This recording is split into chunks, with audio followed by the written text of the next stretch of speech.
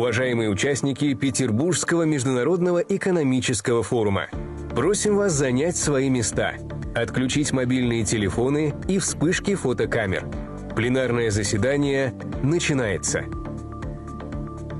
Dear participants of the St. Petersburg International Economic Forum, you are kindly requested to take your seats, switch off your mobile phones and disable the flash on your cameras. The plenary session is starting now.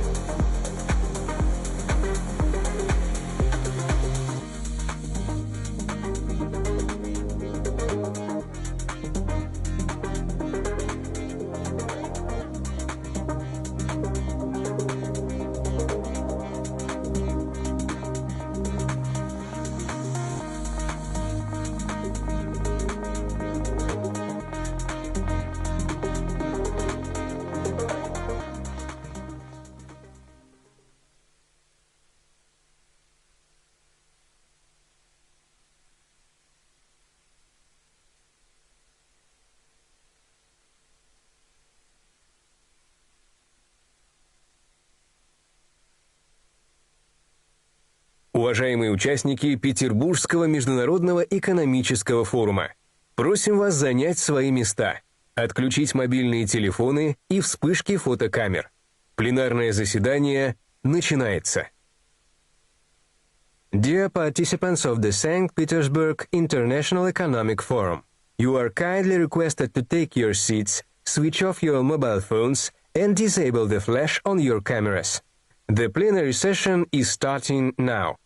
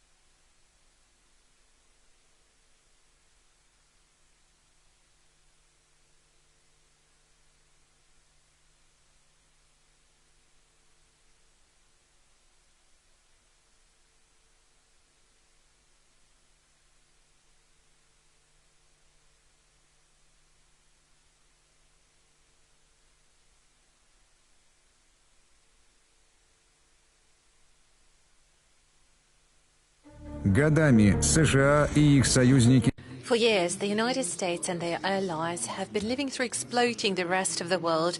They have been forcefully imposing the game according to their own rules. And for the majority of the countries, it means grave violation of their sovereignty. For Russia, that type of games led to launch of a severe conflict at our borders. It started as a local conflict, but through the efforts of the Western countries, it quickly turned into a global contradiction and opposition between different systems of beliefs. And in this battle, the just multipolar world is being created. 2022 has demonstrated that you can't win over Russia at a battlefield. You can't suffocate our country with sanctions, and those who prepare those sanctions are punishing themselves. A whole year under severe pressure has showed that Russian economy and Russian state management system is much more resilient than the West has assumed. The GDP, the economy, in all of the positions it is demonstrating growth. The Russian banking system remains stable and sustainable. We find new export markets, we set up new transportation and logistic routes. Confident and securely, Russia is conducting its work, pursuing its objectives. Game according to the rules imposed by the West is over. Game over. So how do we see the future of the world? The world of the future is a multipolar world, sovereign and just, where there is respect demonstrated towards national interests of all countries. This is the world where we share the human, general, family values. This is the world where there is respect for traditions and sacred commandments. This is the world where all the peoples and countries have equal access to natural resources, food and drinking water, technological achievements. Russia and its partners are supporting equality and independence of all countries and sovereign right of peoples to choose their destiny. Creation of solid sovereign economies is the only proper solution available in this journey. All friendly countries and global economies are invited to associate their efforts for the shared good and cooperation in all areas aimed at creation of a better world for everyone. Sovereign development as basis for a just world.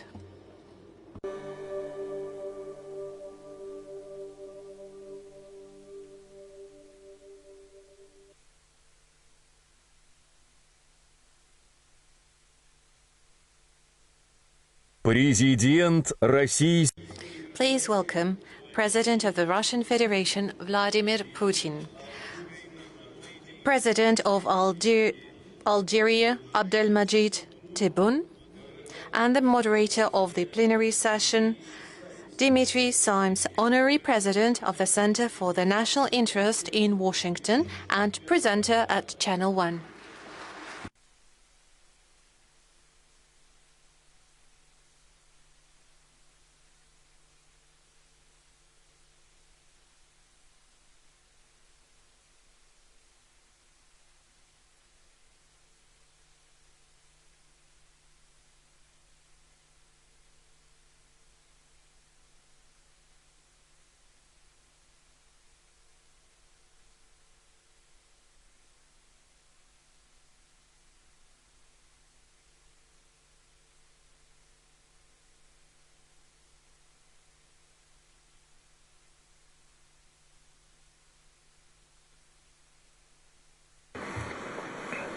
Дамы и господа.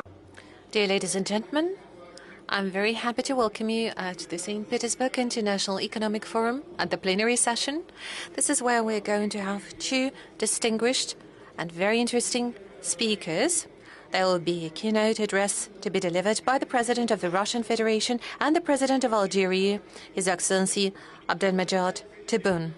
As for His Excellency President of Algeria, I will introduce him separately very soon. And as for President Putin, well, I guess there is no need in introductions, be that either for this audience or any other audience elsewhere. No matter what is your attitude towards his actions, well, these actions provide for strong emotions and sentiment all around the world. And universally, President Putin is considered to be a truly historic figure. and the decisions taken by this person are of paramount importance and are decisive for the destinies of Russia and the future of the whole humankind. President Putin, the floor is yours.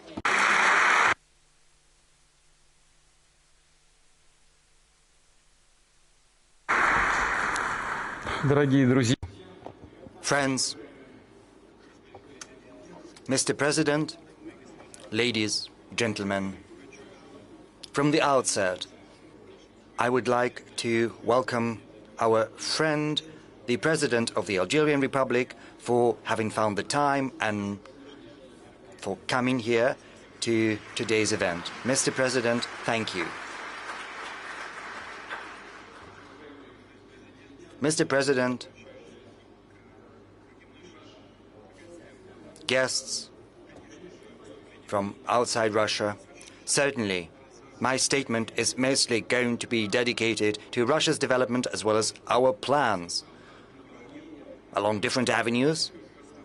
But I believe that this is going to be of certain interest to you too, because many of you are either already working in Russia or hoping and planning to work here, and so you're not going to be indifferent to our assessments of the current state of affairs in our country, as well as our plans in order to understand whether to deal with us. And I think, and I hope that this is going to be of some interest to Mr. President as well. My apologies in advance if in certain parts of my statement I am going to address primarily the internal audience. But what we are doing currently in our economy might be of some use for other countries and might serve as a foundation for our cooperation. Once again, I would like to welcome the participants and guests of the 26th International Economic Forum in St. Petersburg.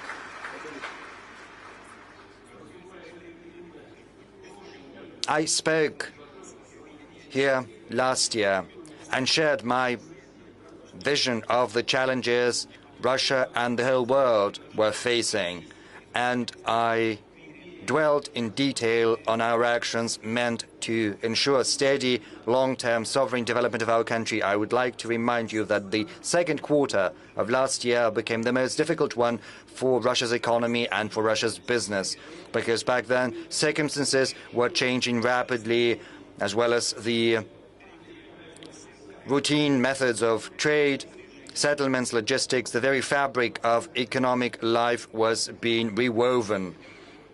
As of now, colleagues, we might be confident in saying that the strategy which was chosen back then by the government and by the business in Russia has yielded results. Positive macroeconomic trends are gaining momentum.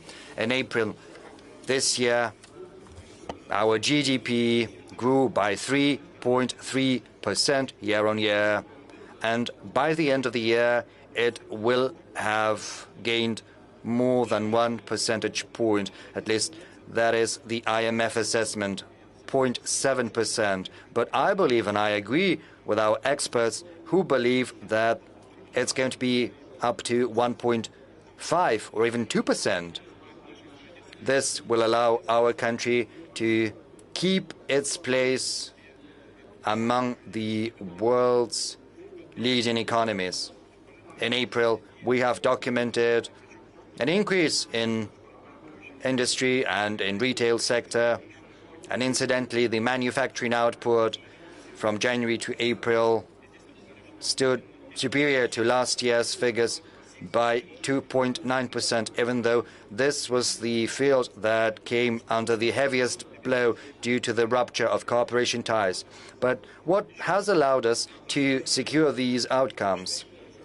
Because a year ago, the sentiment, including in our business circles, were very wary, and few could have anticipated how the developments would play out.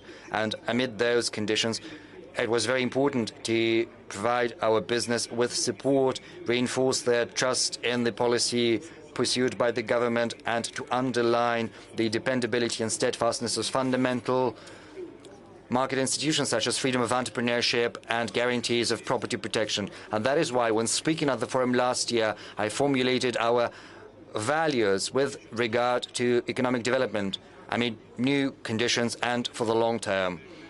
And I can tell you that what I'm talking about is the outcome, the fruit of our collective work, the government, the economic bloc, and the rest. And everything that I spoke about, what we prepared and then went on to implement, all of that has worked, has succeeded. Let me remind you what I'm talking about. First, we've managed to keep a well-balanced fiscal and monetary policy. An efficient combination of these two tools has allowed us to reach minimum figures for unemployment as well as for inflation. Currently, the inflation rate in Russia is inferior to many other Western countries. I talk about the Eurozone and other regions. It's very close to historic lows, standing at 2.9%. Whereas the unemployment rate is at 3.3%. Such low figures are unprecedented in our history. What's important is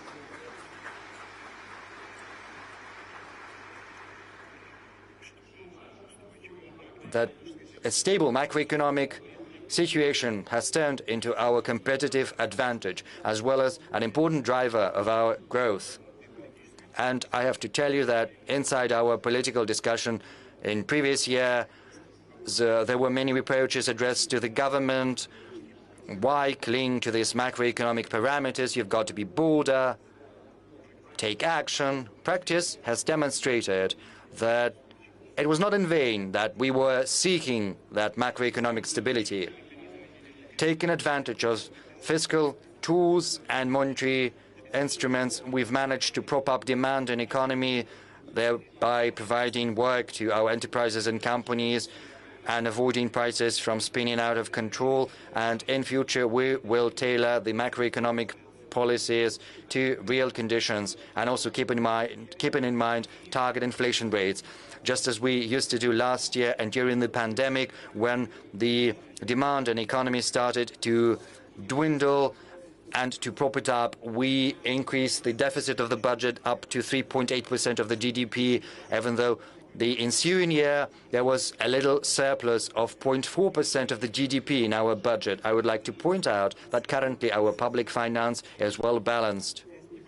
Yes, there is a small current deficit of the federal budget, but it's largely due to the carryover of scheduled expenditures to an earlier date. We did it deliberately in order to accelerate the pace for implementation of government-run and regional programs. Certainly, we have required additional funds to reinforce our security and defense and to purchase weapons. We have to do that to protect the sovereignty of our country. And in general, I can tell you that even from the economic standpoint, it proves to be reasonable. A couple of words about the dynamics of revenues from non-oil and gas revenues. From January to May, they grew by 9.1%, which is higher than expected. In May, another plus 28.5%. And I would like to underline that I'm talking about budget revenues that are not related to the export of oil and gas, which is a very important indicator, telling us that the real sector of our economy, as well as the manufacturing sectors, trade and services, are developing and gaining momentum. The Russian part of the audience are certainly aware that we have always been at it.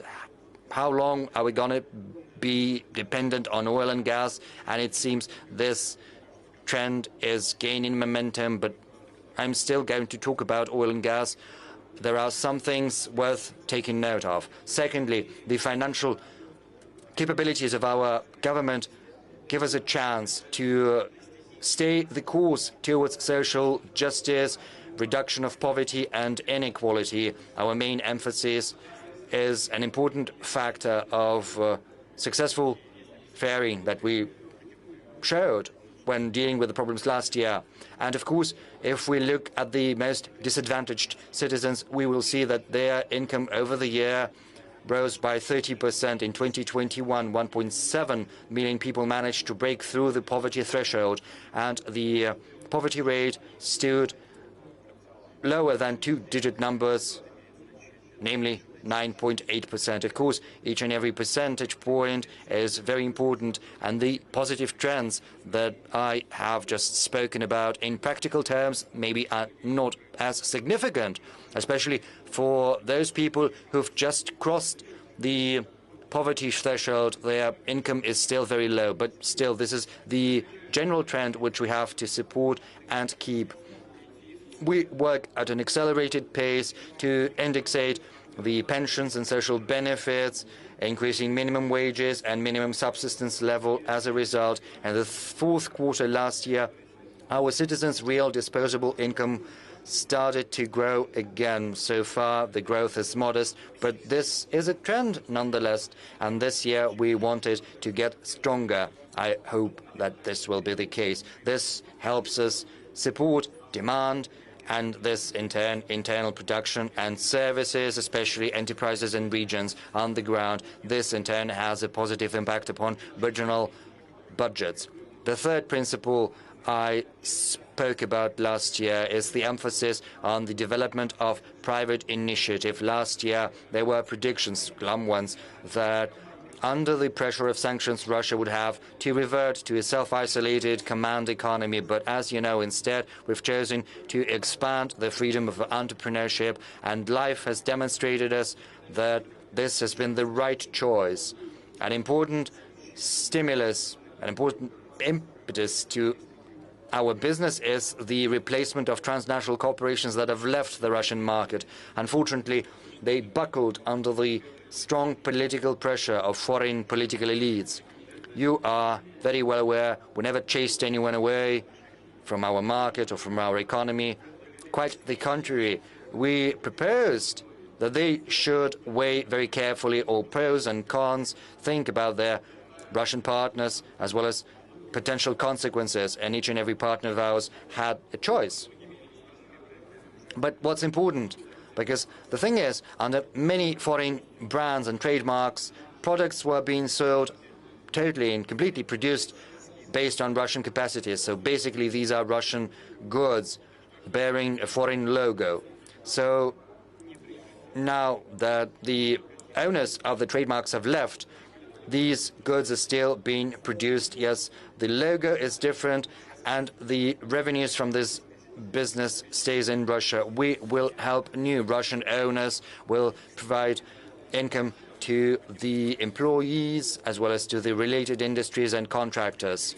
First, our entrepreneurs were very anxious because of the withdrawal of Western companies, but right now they're taking up freed up spaces and malls, and some small niche marks, as it were, that used to sell clothes, footwear, other goods through social networks are opening their own shops. I spoke about that at an event in Moscow.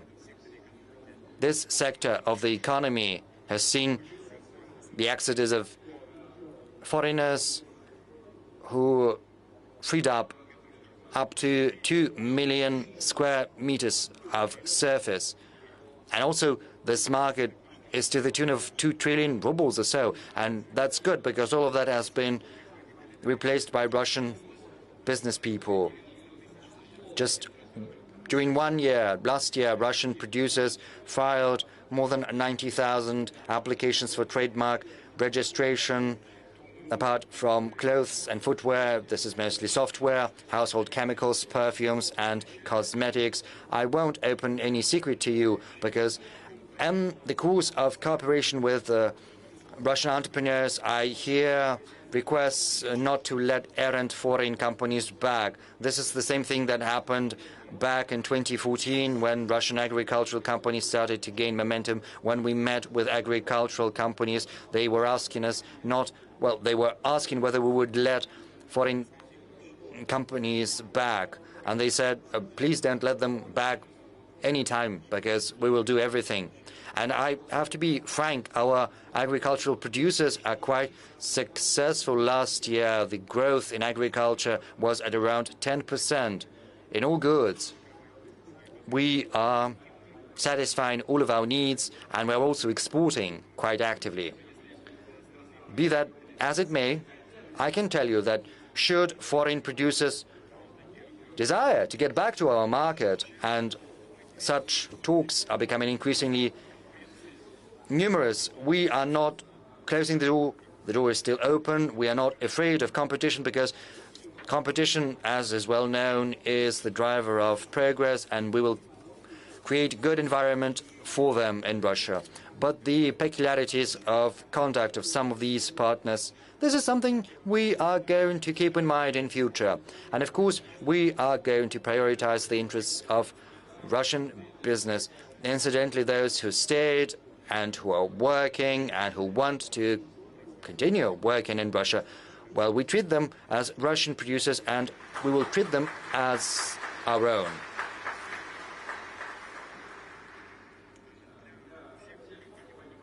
And for all of such companies, the Strategic Initiative Agency has launched a special yearly competition which is going to award prizes to the best trademarks.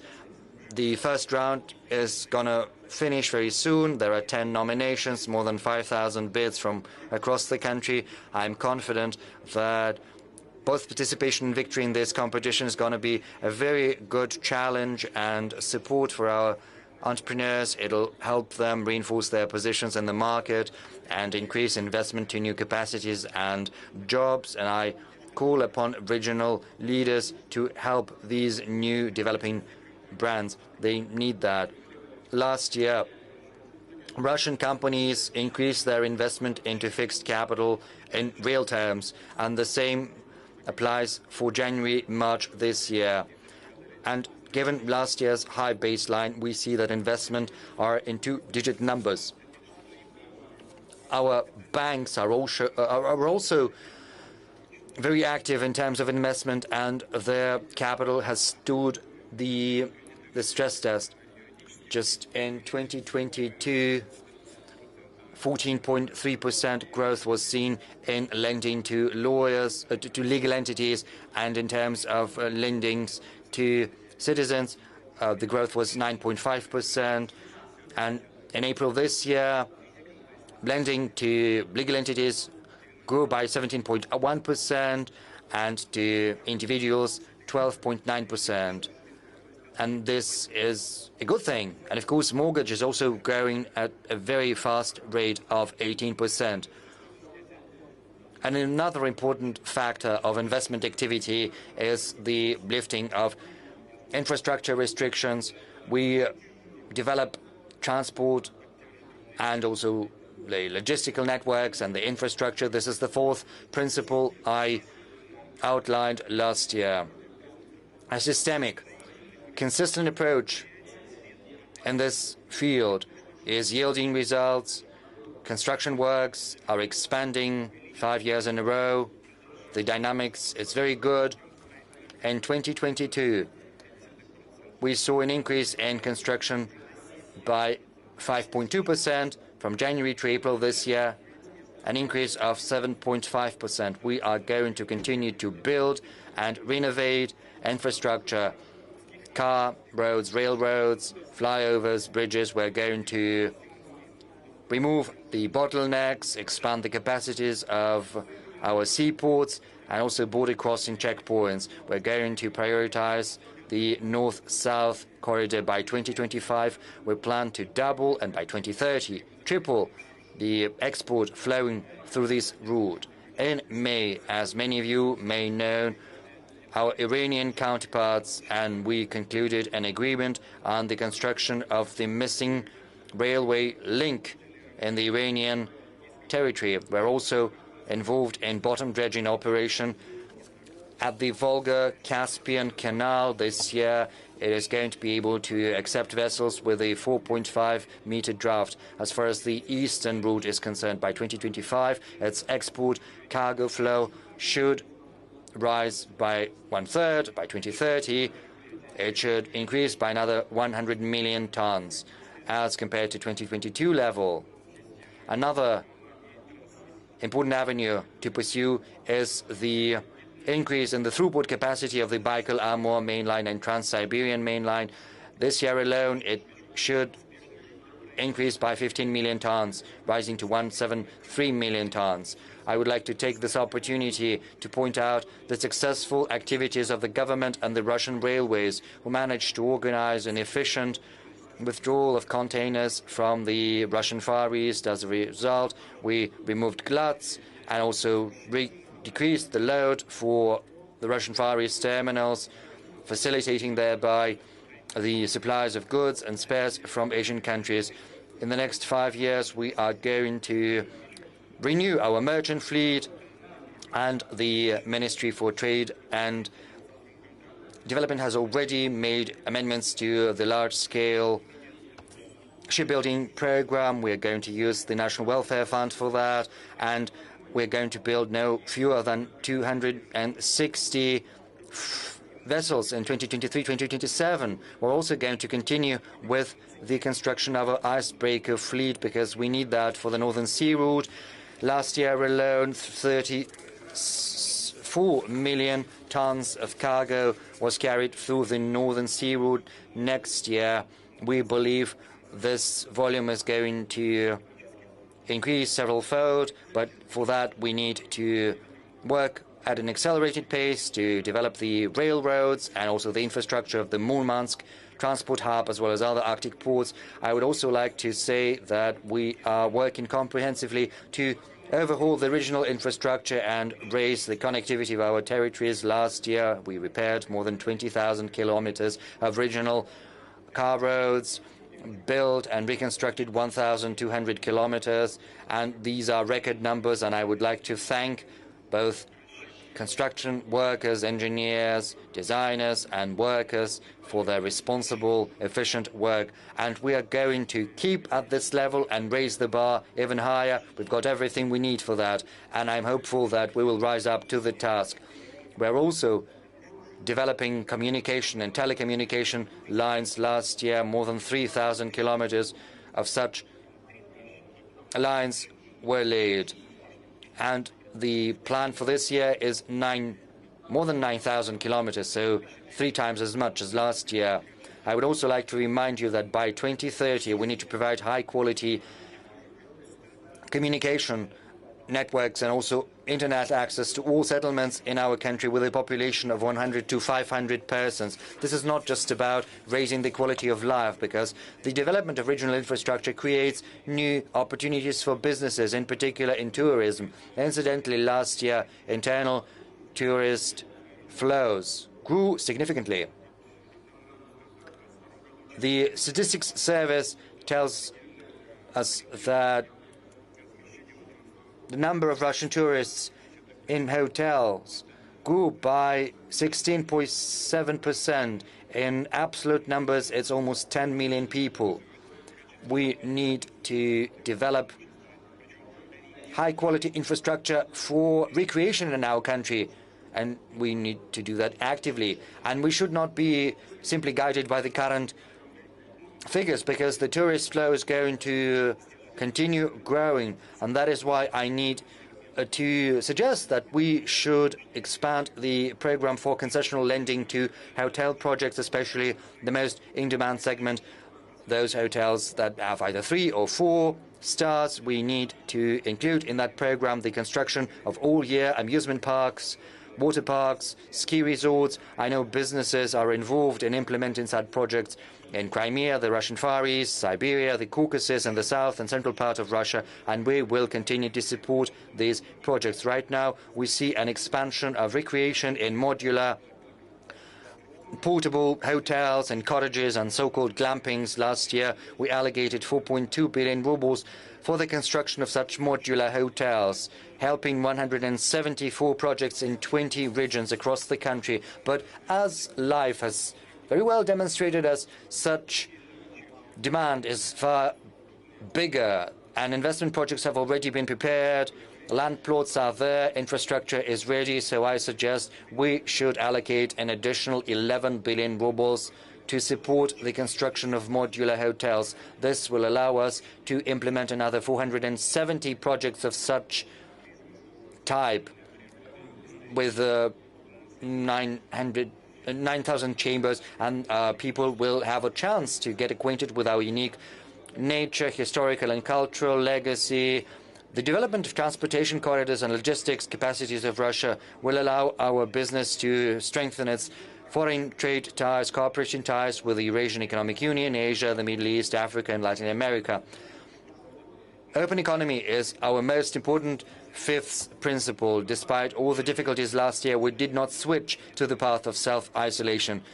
Rather, we expanded contacts with reliable and responsible partners in those countries and regions that act as the drivers of the world economy as of now. And I would like to emphasize that these are the markets of the future, and everyone understands that full well. Leaders of these countries do not give in to external pressure, which is often very presumptuous. They are guided not by someone else's, but rather by their national interests. And with the countries of this type, the volume of our bilateral trade has increased by dozens of percentage points and sometimes several-fold, and they continue to grow. And this is yet another testimony to the fact that common sense, the verve of business, objective market laws are far stronger than the current political climate, and that means that the unsightly, essentially neo-colonial international system has ceased to exist, whereas the multipolar world order is getting ever stronger. This process is inevitable. In general, last year, our trade export achieved new record highs, rising to $592 billion. One-third of that export was non-commodities and non-energy products. And what's hiding behind that figure is 6.4 million jobs, as well as 2.2 trillion rubles of tax payments to the Russian consolidated budget. I would like to point out that the supplies of our agro-industrial sector have reached new highs, rising to the tune of more than $41 billion. For 10 years in a row, Russia, unfortunately, is among the world's top 5 grain exporters, and starting from 2016, we are the world's biggest supplier of wheat.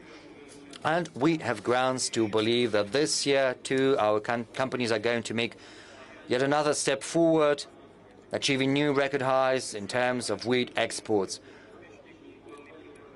That said, Russia is going to take an active part in ensuring global food security, providing aid to those countries, and African countries too, that are suffering from shortages of food. From January to April, we have a surplus in our trade balance of $22.6 billion. It's a little more than the first quarter.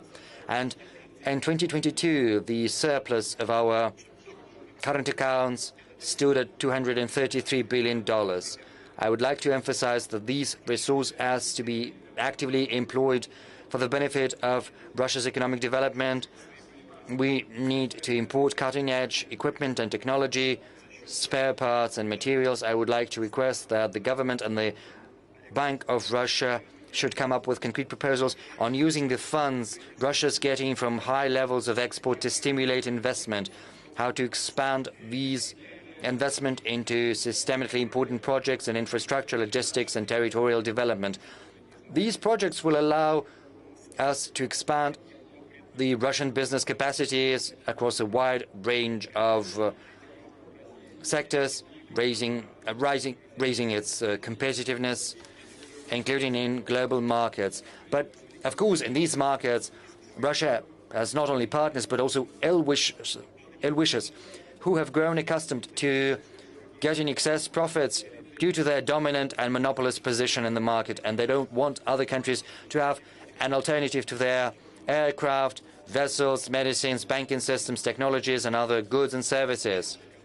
But even such participants of the market do not need any rivals, and this is why they're putting spokes in our wheels, trying to contain new centers of development. As they say, they're trying to cancel them. But such attempts are only leading to Western countries canceling their own business reputation, and that is a steep price to pay. Unfortunately, they forget about that sometimes, I'm afraid. Russia has always been and will be involved in the world economy. We have drastically facilitated our foreign trade, decreasing several times the fines for the violations of currency legislation, and we removed those fines in certain types of situations, and this moratorium is going to be extended for another year, 2024 namely. During my recent meeting with the representatives of Business Russia, a business association, colleagues have raised this issue of amnesty and forex. And I will be frank with you, this is not the approach we usually take, but it's become usual for Western counterparts to break their obligations, and this has compelled us to accommodate our business in this field. And that is why I suggest we should declare an amnesty for the businesses on forced forex violations which happened during the moratorium.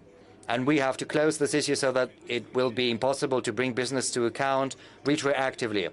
We are also accelerated the reimbursement of VAT for export products. Right now it's 8 days instead of 3 months. We are working together with foreign partners to create new mechanisms for cross-border payments. We are facilitating the opening of bank accounts for foreign companies in Russia.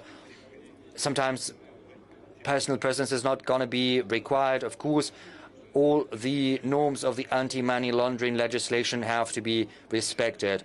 We have also achieved great progress in using national currencies in foreign trade.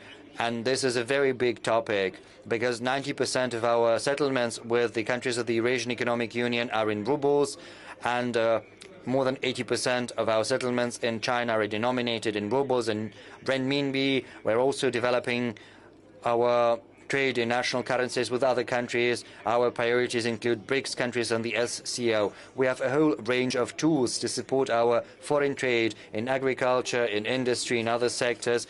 These tools are scheduled to work for a very long time, and we're going to extend this program to 2030. That said, we need to expand and advance and improve the instruments to support our exporters. They have to be more convenient for our businesses. Right now, our businesses are hitting new, friendly markets. But these markets are new, and they have some particulars, and this is something we've got to take note of, and we will do. We need to take concrete decisions on ensuring export supplies and on using factoring. This will be yet another help to our producers and suppliers. This will provide additional guarantees for their transactions with foreign clients. We also need to promote Russian products using e-commerce platforms because their client base is inexorably growing both in Russia and abroad. And we are not among the top economies in that regard, but we are not lagging behind either, and we've got some good prospects. So I would like to request the government to launch a range of instruments to support e-trade as soon as possible. I also want the government to analyze the efficiency of such instruments, working together with SMEs in order to improve such instruments. I would also like to tell you that we've got our own successful e-platforms. We have to help them hit the markets of China, India, Turkey. And this will be to our mutual benefit because our products are going to be more accessible to foreign markets, whereas the Russian clients will have a bigger choice of goods and services. Distinguished colleagues, in the face of unprecedented challenges, Russia has not abandoned its principles of economic development. I said that already. By collective efforts, SMEs, entrepreneurs, big companies, government authorities, we've managed to preserve the sustainability of our economy. This is a fact, plain and simple. And we've also kept our position as an important part of the global market, ensuring the stable functioning of real industries and many enterprises. We have helped millions of Russian families keep their well-being. And our key systemic task is not just to make up for the downturn in the GDP or to replace foreign companies that have spared us their presence. Nor is our task to simply sit out the fluctuations in the global economy. As I said previously, I would like to reiterate, colleagues, that the world is undergoing radical, profound, and irreversible changes. Amid these conditions, we need to forge ahead, and ahead only, which means that what we need is proactive economic policies that can be built and implemented in close cooperation with our business community and with our entrepreneurs. Basically, I refer to transition to a completely new level of development. I'm talking about a sovereign economy that is not simply responding to market conditions, taking account of demand. It is an economy that shapes this demand. Such a supply economy, as it is often dubbed, implies a large-scale increase in production capacities and also in services. It implies strengthening of the infrastructure, acquisition of cutting-edge technology, creation of new industrial capacities, in particular along the avenues where we have not yet fully realized our potential. But we have that potential we need to tap: scientific, creative potential. Such a model of supply economy requires several tasks to be addressed. I have already spoken about record lows of unemployment rates in Russia. This is something to take pride in. But this achievement has the reverse side too. And companies represented here understand full well what I'm talking about. I'm talking about difficulties related to the recruitment of employees, to deficit of human resources, and that is why the supply economy needs to advance the structure of employment, and we've got huge reserves we need to tap into. And for that, we need to retrain our employees and workers. We have to raise the economic activity of our citizens so that people could realize their potential and promising sectors. And wherever they live, they need to find a decent job. I would like to draw the attention of the government to the situation of those regions where unemployment rates are high, even though generally unemployment rates are very low. Still, there are regions where these rates are high, so we need to provide people with more opportunities and information technologies. We also have to expand competences in remote work. Next year already, federal support will be provided to regions with limited budget resources. No fewer than 10 such projects are going to be launched. A case in point, this is just an example. It's School 21, organized by Sber. I can't but applaud similar projects. Moving on, we need to make sure our higher and professional schools are oriented towards results, namely successful employment of its graduates.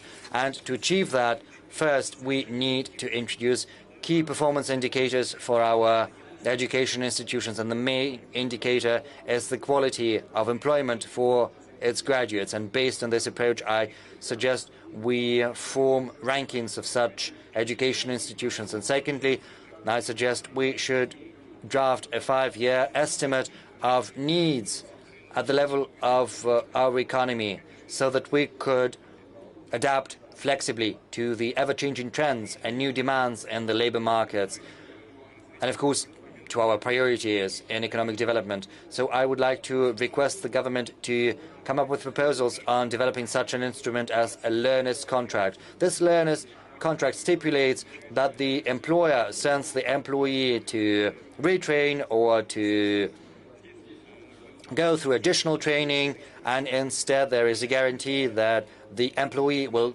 get a better job. This is a very good stimulus. High quality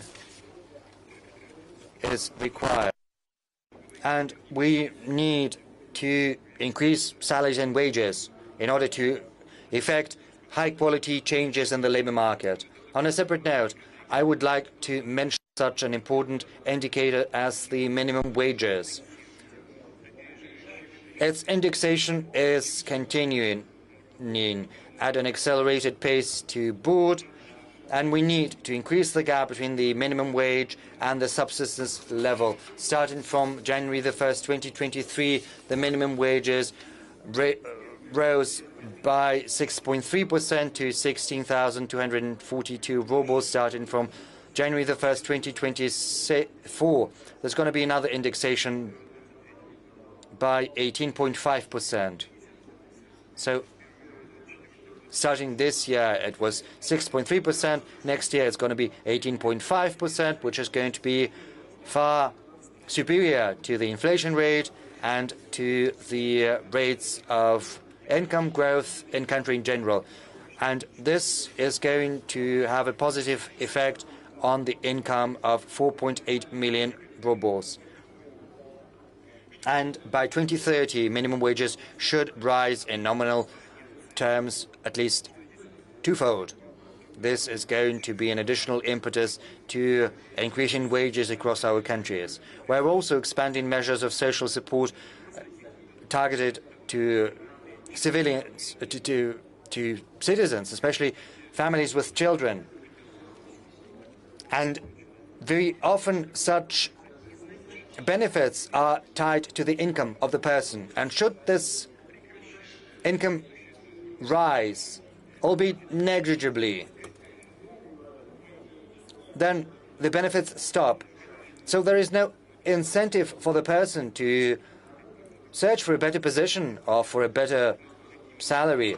We need to change this situation. Government support should not be a replacement for the salary. It should be a complement. And of course, given the low unemployment rate, colleagues, this will drive people to search for jobs. We need to search for such incentives. So I suggest that the child for families with children under 18 months and the one-off child benefit should be paid regardless of whether the income of the family has increased or not. Furthermore, I propose supporting citizens who are caring for children with disabilities. Right now, they're only entitled to a benefit if they do not work. So there is no other source of income. So if they want to have a side job, they cannot do that because otherwise they will lose the benefit. And we need to remove these restrictions.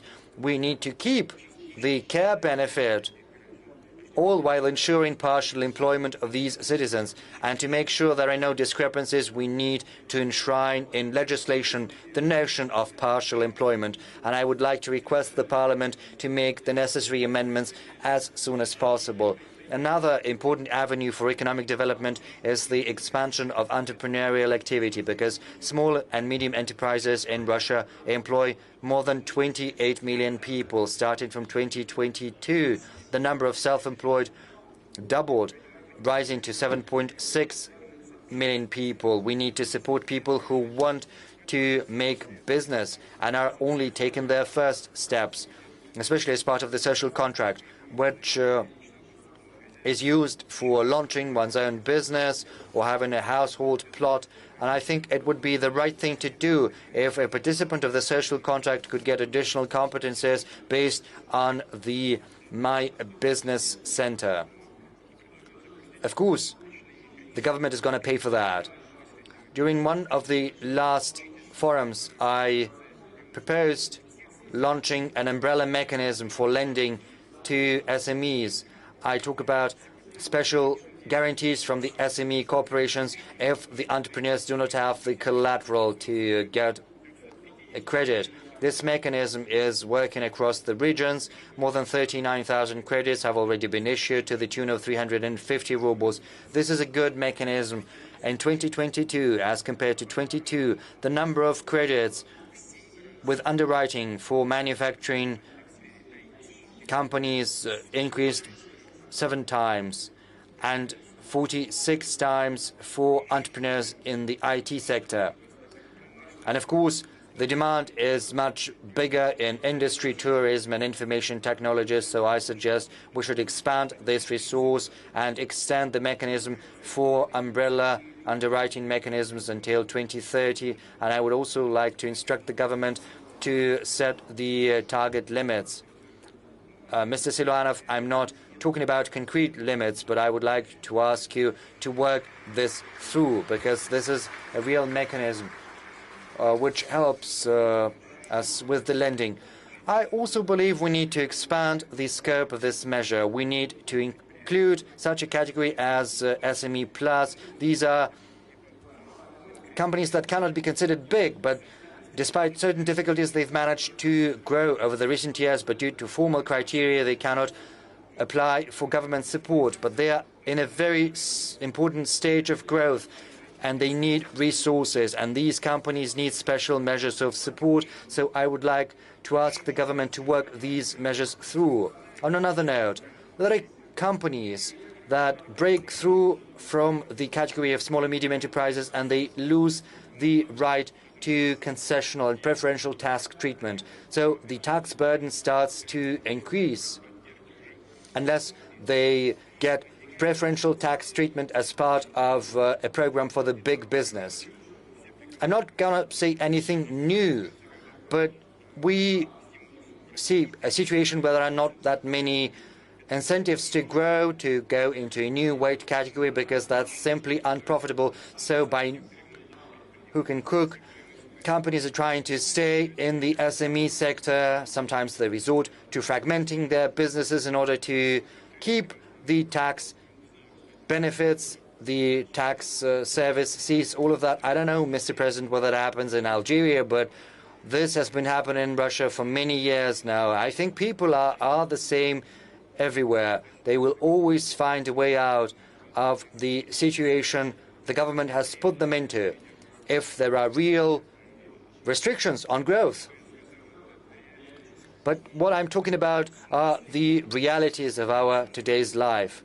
So in that sense, there's no point in trying to catch anyone red-handed. What we need to do is to stimulate growth, removing barriers in the way of the business's growth. We need to help them grow stronger, create new jobs, and we need to set the stage for a smooth transition to new categories for businesses. I would like to ask the government to come up with proposals on this subject early next year, and that should include a special transition preferential tax treatment for them. Another important measure to support entrepreneurship is related to restrictions on inspections and other oversight mechanisms. Last year, we introduced a moratorium on scheduled inspections on all Russian businesses. Then it was extended for the current year of 2023. As far as entrepreneurs are concerned whose activities do not carry high risks of damages, the moratorium will be in force for them until 2030. As a result of this measure, last year, across the country, 339,000 inspections were carried out, which is by 20% less than in the COVID-19 year and 5 times less than in 2019. This is a very good indicator, but still there are some provisos, as it were. I'm going to talk about that. If the businesses are not related to high risks of dealing damage to the environment or to citizens, then they should not be subject to inspections at all, either scheduled or extraordinary inspections. Preventive measures will suffice. Mr. President, these are the decisions we arrive at based on our cooperation with the business. I'm sorry that I'm taking so much time. time, but maybe this will be of some use to you to get acquainted with our business practices. Next year, we will assess the effect of the current measures I'm proposing. But I believe that preventive measures will suffice. Whereas next year, we will continue decreasing the administrative burden on the companies. I also believe we need to keep working on such an instrument as the business climate transformation, which seeks to create a conducive environment for business people across all Russia's regions. We have already fostered contacts with the business associations, and at their initiative, we introduce amendments to the legislative framework. This year, we've updated roadmaps in industrial construction, export, corporate management. In the near future, I would like to ask you to do the same for urban planning, high-tech, and AI, as well as in tourism and intellectual property. I would like to remind you that in the past, in order to assess the business environment, we used to resort to the World Bank rankings, and there were some good results there too. There is some common sense, a very good incentive that stimulates competition. Such a ranking is worth using. We shouldn't abandon this idea. But we need to have objective criteria that allow us to have a look sort of from outside to assess our progress. That is why I instruct the government to work together with business associations and the Strategic Initiatives Agency to come up with the Russian domestic model for key targets at the national level, using the best practices from across the world to go step by step and to implement this model in practice at the regional and national level. Of course, the most important criterion from the point of view of the business community is the improvement of legal application and decriminalization of our penal legislation. We need to remove blurred formulas in the legislative framework and the so-called elastic articles. We need to bring to a minimum the number of cases when investigations disrupt enterprises and lead to collapse of these companies. I spoke about that on many occasions, but I would like to remind the business community and assure you that we are not abandoning this project. We're going to keep at it. A year ago, I floated a number of initiatives in this field. Many of them have become laws. Some are currently under discussion in the government and the parliament. It's hard to find a compromise, but I would like to ask colleagues not to drag their feet and to provide us with some outcome decisions. A number of proposals I would like to make based on my meeting with the Russian Union of Industrialists and Entrepreneurs and with Business Russia. I'm talking about those norms of penal legislation that either simply overlap with the Code of Administrative Offences or are no longer valid. For more than 10 years, we're not resorting to the thresholds for significant and very significant property damage that is not related to theft and related to copyright and related rights, because right now foreign companies refuse to supply their software and other services. So I think these thresholds have to be doubled at the very minimum. And the same goes to economic crimes.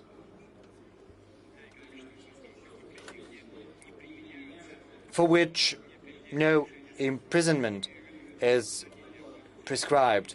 I'm talking about, for instance, avoiding the disclosure of information under the legislation on securities. On a particular note, I have said that the number of business inspections has decreased, but I made a reservation there, because right now business people say that instead of oversight companies, they have law enforcement agencies coming to them. There are no violations, but they still come. and try to find some foul play. Sometimes this might be justified, but what we see is basically a substitution of notions, because we say there are not going to be inspections, but inspections is still very much in place. It's just they bear a different name and other people come, and this undermines the trust in the oversight mechanisms, and this affects their work. If inspections are kept, they have to be carried only by the competent bodies. So I would like to ask the government to work with the Prosecutor General's office and the Interior Ministry to enshrine this norm in our legislation and to closely follow the application of this norm. This is of the utmost importance, because otherwise there's just no point in doing what we're doing. We need to put this all on paper. As one comedian said, we have to be very careful and prudent. We have to work out through all the legal minutiae. Next, the business climate in Russia, both for emerging businesses and mature businesses, have to be globally competitive. As I said during my address to the Federal Assembly, the business and key industries and sectors and the management sectors have to be in the Russian jurisdictions. Of course, each and every business person has the indefeasible right to decide how to use the profits. This is the driver of entrepreneurial activities. This is the reason behind any business. But there are situations when money is made in Russia and then is moved to foreign accounts, and this carries obvious unacceptable risks to the Russian businesses themselves. Many business people have felt that and have this first-hand experience, because to their astonishment they saw their assets in the West frozen. And it would never have occurred to anyone in the past, because this happened in violation of all domestic and international norms. So it's just robbery, square and simple. They don't want to talk about that. This is as if we moved back to the medieval times. But there is a very good adage in our country. You have to be of good use where you were born. And that is why I appeal to the business community. Work here, invest your money here, then the profits are going to be bigger, the money is going to work actively in the country and the economy and the social field. It'll be for the benefit of our citizens. This will be a very good use to your country, and moreover, it's going to be more reliable. Right now, there are many Russian assets registered to foreign companies. The owners are Russian citizens, and they want to get back to the Russian jurisdiction. And it is for their benefit that we have launched 2 special administrative areas in Primorsky Krai and in Kaliningrad region. Here, the companies can protect their assets, keep the usual system of corporate management, and they can also resort to a number of tax preferences.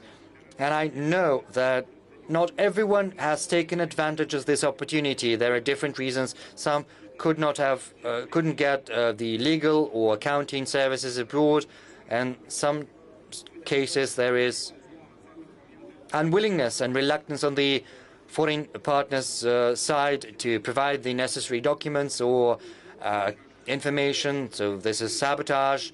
They don't want to release our assets and our entrepreneurs. So I would like to ask the government to work with the business community to accelerate the return of Russian assets in key industries to the Russian jurisdiction. In particular, the procedure should be facilitated for transferring business from other countries to Russia and to special administrative areas, especially in those cases when such a transfer is blocked by the foreign side, and sometimes it's just not stipulated in their legislation, and this has to be done by December this year. At the same time, we've got to launch a mechanism to protect the rights of Russian citizens and legal entities, especially if these are foreign companies, but the ownership is organized through foreign shell companies or front companies. You know, sometimes someone wires money from one offshore account to another. The new owners and beneficiaries appear, and then they are protected by more offshore accounts. Frankly, when you look at that, you come to pity them because they put their foot in it, you know. They got trapped. So we have to think how to help them. It might seem these are personal difficulties because it's the consequences of your personal decisions. But the thing is, these are companies and people who work in Russia, and these companies give jobs to our citizens. Investment is produced here. So we have to help the owners of such businesses. We have to give them a place in the Russian jurisdiction. I'll be frank and straightforward. We have to help them. Distinguished colleagues, another key avenue for the supply economy is related to investment growth. We need to ensure a greater inflow of investment into industries, priority industries. This year, the level of investment should rise to no less than 2 trillion rubles. By 2030, it has to increase fivefold up to 10 trillion rubles. We have already come up with a whole range of tools. Agreements on the protection and promotion of investments, special investment contracts, the Industrial Development Fund, and industrial mortgage. At the end of February, we've launched the so-called cluster investment platform, and the participants can get concessional lending at a rate lower than the central bank's key rate, to the tune of up to 100 billion rubles. The underwriting is provided by VEB. Subsidies is provided to R&D, especially in modern technologies. The emphasis is on upscaling the production. In 3 years, last year there were 160 such projects with a special emphasis on chemistry, LNG and hydrogen energy. Of course, we do not need to produce all goods and all services in country because it's impossible for any country in the world, nor is it our goal. We need to have our own solutions, however, in critically important areas. We need to build reliable cooperation networks and technological partners. We look forward to working together with colleagues from friendly countries, with partners from the Eurasian Economic Union, BRICS, SCO, and other associations, and we have to provide a better financial basis for private investment projects. We have to make these resources more available to businesses. We've already launched the project Financing Factory. It's currently helping 26 projects to the tune of 1.8 trillion rubles. They include the construction of a mining and metal plant in Zabaikalsky Krai, a coal port in Primorsky Krai, fertilizer plants in the northeast and the far east, modernization of airports and energy facilities. Another 7 projects have been approved to the tune of 345 billion rubles. This is an instrument that is in demand.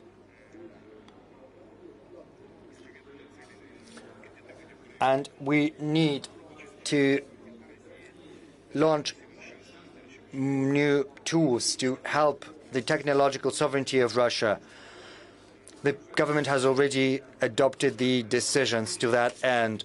We are going to launch an umbrella guarantee program under the VEB aegis to the tune of 200 rubles. According to our estimates, this will allow us to decrease the rate for investment credits by 1.5 percentage points. And if a project is chosen by the factory, then it automatically gets underwriting from VEB. And we need to tap into the potential of the Russian stock exchange. At a recent meeting with the Russian Business Russia, we agreed to send bonds that give you a title to share in the revenues of the company, and they can have different maturities, sometimes indefinite maturities. The central bank and the government, I hope, will swiftly implement this idea, and we need to attract shareholder capital. With the participation of VEB, we'll launch a special instrument, and VEB is going to assume a huge part of the risks. At the earliest stages of the program, it's going to be 200 billion rubles, but Even that volume alone will help us unblock investment to the tune of more 2 trillion rubles, and we shouldn't drag our feet. The first projects should be launched as early as this summer.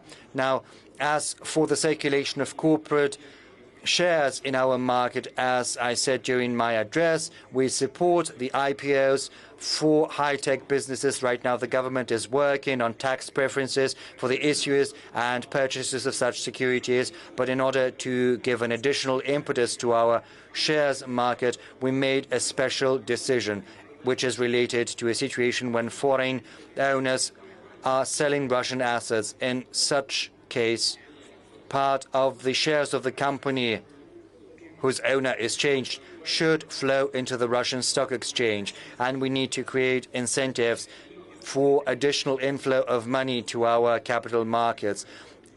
The long-term savings of our citizens can be a very good source of such money, and these need our support, and especially under the insurance system for voluntary pension accumulations, because the government guarantees the return of a sum of up to 2,800,000 rubles, and we need to make sure that our citizens can get money inside the country. We know that sometimes our money, Russian money, was in suspense abroad.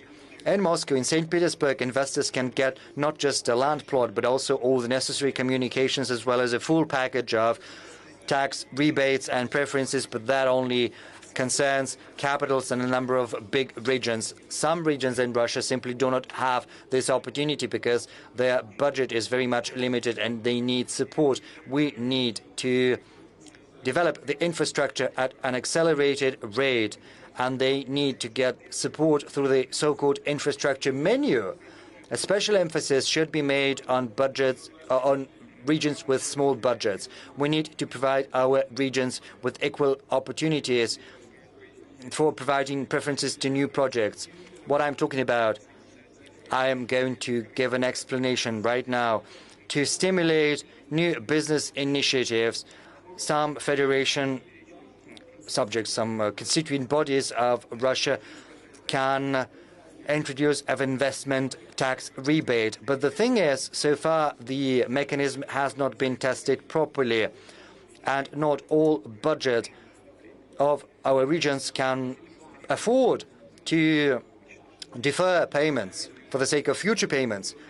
And that is why we need to recalibrate this tax rebate and make sure it helps reinforce the technological sovereignty of our country, primarily in regions with smaller budget capacities. I would like to ask the government to work this issue through with the Commission of the State Council of Investment and the business circles to relaunch the mechanism next year with updated parameters. We need to provide long-term budget credits on concessional basis to the regions. We know the risks involved. There can be an overload and also excessive credit burden. This will all need to be carefully thought through. Let me reiterate that we need to take into account the interests of business development. At the same time, we've got to strike a balance with regional budgets. Regional management teams play a leading role in setting up a modern business environment. As is tradition, I would like to speak about the regions that have made the greatest headway in the national investment climate ranking. 60 regions have got upwards in the ranking. The best dynamics have been demonstrated by the Chechen Republic, Rostov, Saratov, Kostroma regions, Yamalo-Nenetsky Autonomous District, as well as Zabaikalsky Krai. Congratulations are in order to my colleagues. I wish them further success. Another avenue of the supply economy is raising the efficiency of the real sector and the services, raising labor productivity in Russia through removing bottlenecks, eliminating bottlenecks. All of that can be described by the term lean production. Starting from 2019, we have been implementing the labor productivity national project that encompasses around 6,000 enterprises. More than 88,000 employees have already learned new methods of work. This is already producing some good results in defense industry in particular. It helps us improve the output of weapons and military equipment.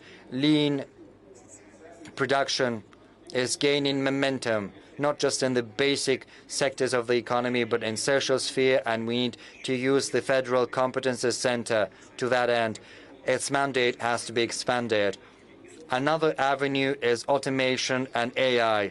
Due to objective demographic processes, Russia will see a decrease of supply in the labor market, and that is why we need to raise the rate of automation in manufacturing, mining, agriculture, transport, logistics, trade, and other fields. Russia has a great potential as well as its own efficient domestic solutions.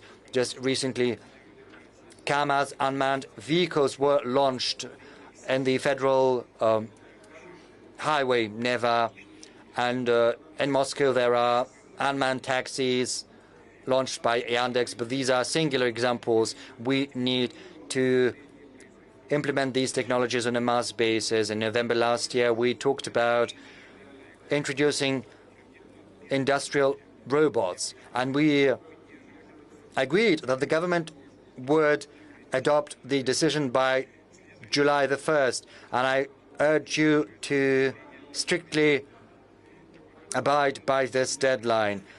Another important issue is the data-driven management. This approach has to be adopted ubiquitously in transport, communications, medicine, education, and administration, and so on and so forth. We need to use this groundwork. We need to use Russian-grown software in big data, launch projects in AI, and of course we need to reinforce our information security, and we have to make sure that the data circulation does not damage our national security or the interests of our citizens. We have already agreed on concrete proposals to that end with my colleagues. Of course, we are somewhat lagging behind. We have to catch up and keep abreast of the process. Very soon, I will listen to the report by the government on this subject. On a regular basis, we consider the introduction of new technological solutions in the Russian economy. We hold a yearly conference on AI. Starting this year, we are launching a new special platform which is entitled the Future Technology Forum. On a yearly basis, this will serve as a platform to talk about the cutting-edge technological discoveries. Companies, regions, research teams will present their discoveries, share experience, and latest solutions. The first forum is going to be held in July, so very soon they will talk about promising ideas and calculations and data transfer. I invite all of you to participate. Technological changes are happening at a breakneck speed. To be efficient, we need to automate production processes on the scale of whole markets. And we've got some very good working platforms in Russia that are in case in point. I refer to Yandex, especially in taxi, also the automatic lending in Sber, and the e-commerce platform of Ozon. But more industries, more institutions have to be covered by these initiatives. And when we build the techno-economics of the future, this should be economics with the institutions that are based on completely new technological principles. This platform principle with regard to data management is actively introduced at the Russian government and across the regions.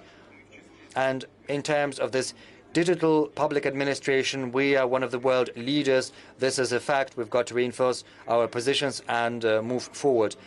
Dear friends, the format of our discussion prevents me from broaching all the issues related to supply economy. I hope that I'm afraid I've already exhausted you, but I have to tell you that the Russian government is charged with working in detail on each and every aspect I've just enumerated. One of the key indicators we are guided by is the inflation rate. We need to secure high growth rate.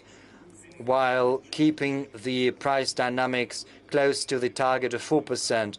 As you are aware, the Bank of Russia says that by the end of the year, the inflation rate might rise to around 4 to 5%, but containing the price hikes is not just the mandate of the Bank of Russia, because the government has to help by stimulating supply.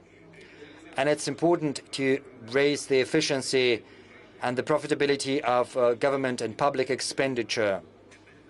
Our policy aimed at supply economy, also at raising the efficiency of budget expenditure. These are the priorities upon which our federal budget for the next 3 years is going to be based, and we are going to talk about that in July at the Council on Strategic Development in great detail.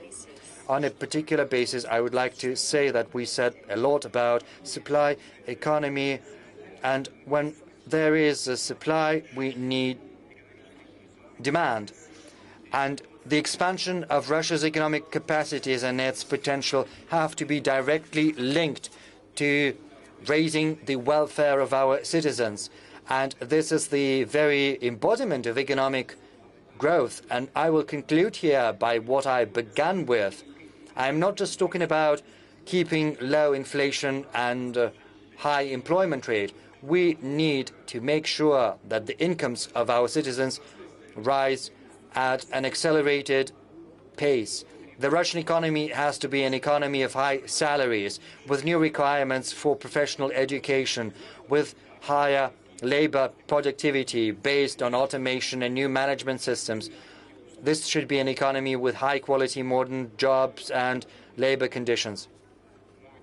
I know that many, well, at least some, believe that high price of labor decreases the global competitiveness of the country. In the past, this view was justified, but it's becoming obsolete, if not so already, because it does not take into account the realities of today, let alone tomorrow, because high-tech is the future of the economy.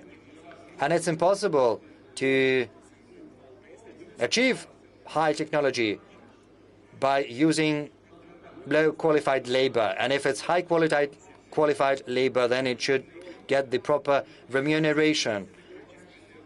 And only there where we have big salaries and professionals will we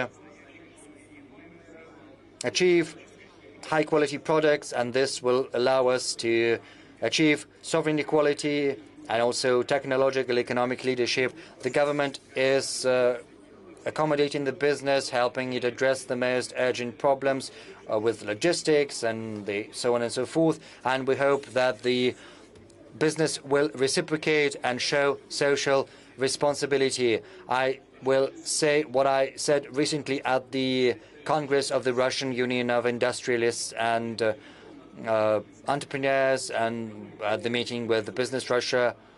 We will help those businesses who have long-term plans intended to reinforce technology, industrial and agrarian sovereignty of our country. We will help those who invest money into Russia, who are not trying to pump money out of Russia, those who invest into infrastructure, environmental projects, territories and cities. Russian government support measures have to be tied to raising salaries, improving labor conditions, expanding social packages for the employees, and I would like to ask the government to pay its utmost attention to this issue. Currently, Russia has a very tight-packed and ambitious economic agenda.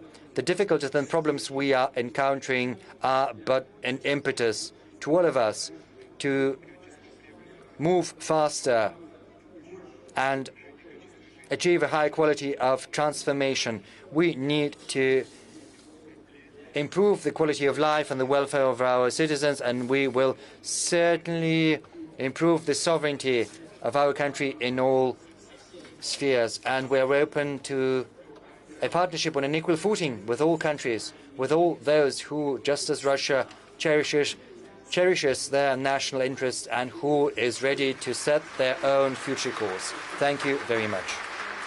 За ваше терпение. Thank you for your patience. Благодарю вас. Thank you.